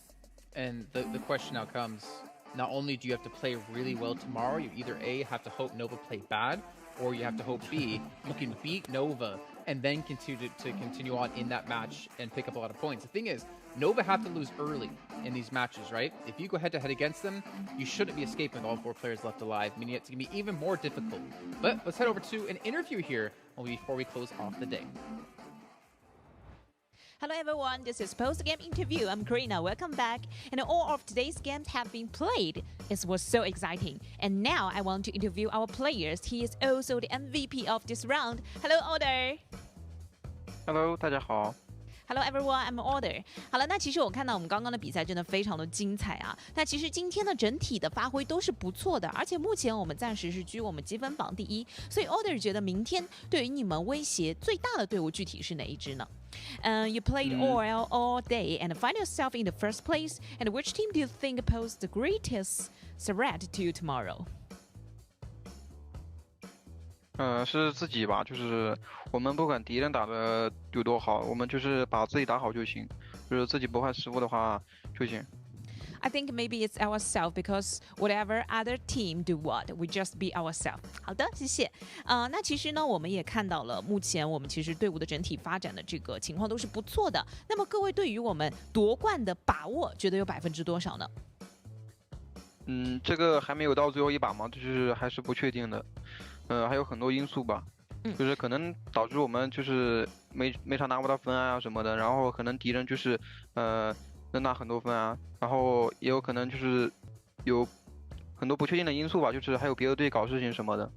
好。I asked her, what do you think your chances of winning the championship are right now? And he says he is not sure because other team is also very good on this competition. 好的，非常谢谢 Order。那最后呢，可不可以跟我们支持你的各位粉丝们说 ？Could you say something to your fans? 跟他们说啥？就感谢一下大家，其实就是可以了。感谢大家的支持。谢谢，就是很多国外的粉丝啊什么的，就是，其实我经常看油管的视频的，就是看到很多粉丝在夸我什么的，就是谢谢大家的，就是夸赞。好，谢谢。Thank you so much to my fans from foreign and from abroad. I also I often to see the YouTube and see my fans. Thank you so much for your support. 好的，谢谢 Oder， 谢谢。And thank you so much for our audience. Thank you for your watching and see you tomorrow. Bye.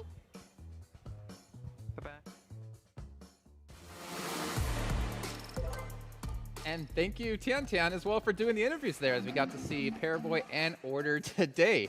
As we saw Order there, you know, being a little bit modest about what are the chances to win tomorrow. And I think I heard like maybe a mistranslation. Seven, did you catch it? There was. He said that they're not sure about the chances. You know what he really meant to say? Oh, that check's hidden already? 1.5 million? Oh, they cashed it. Oh, that's right. That's right. Yeah. I mean, and I even called it too when he was asking the question. We're kidding, by the way. What's going to be? Yeah. To clarify. What was your biggest threat? I mean, it comes down to themselves. There's no other team that I can personally see right now, unless we see something completely crazy tomorrow on the first map. There's no other team that can even challenge them. It just comes up to themselves and how they end up playing. Yeah, the only way they can really fall off is if they have a bad day and they just don't perform on par. If they do something just remotely close to what they did today, it's GG well play already. I think Nova's biggest threat is making sure to set their alarms to be here tomorrow.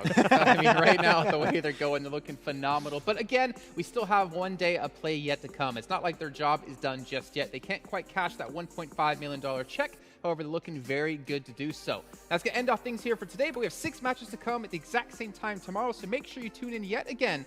I guess I'm not getting in on this, for some more PUBG Mobile action. You had your chance. Oh man.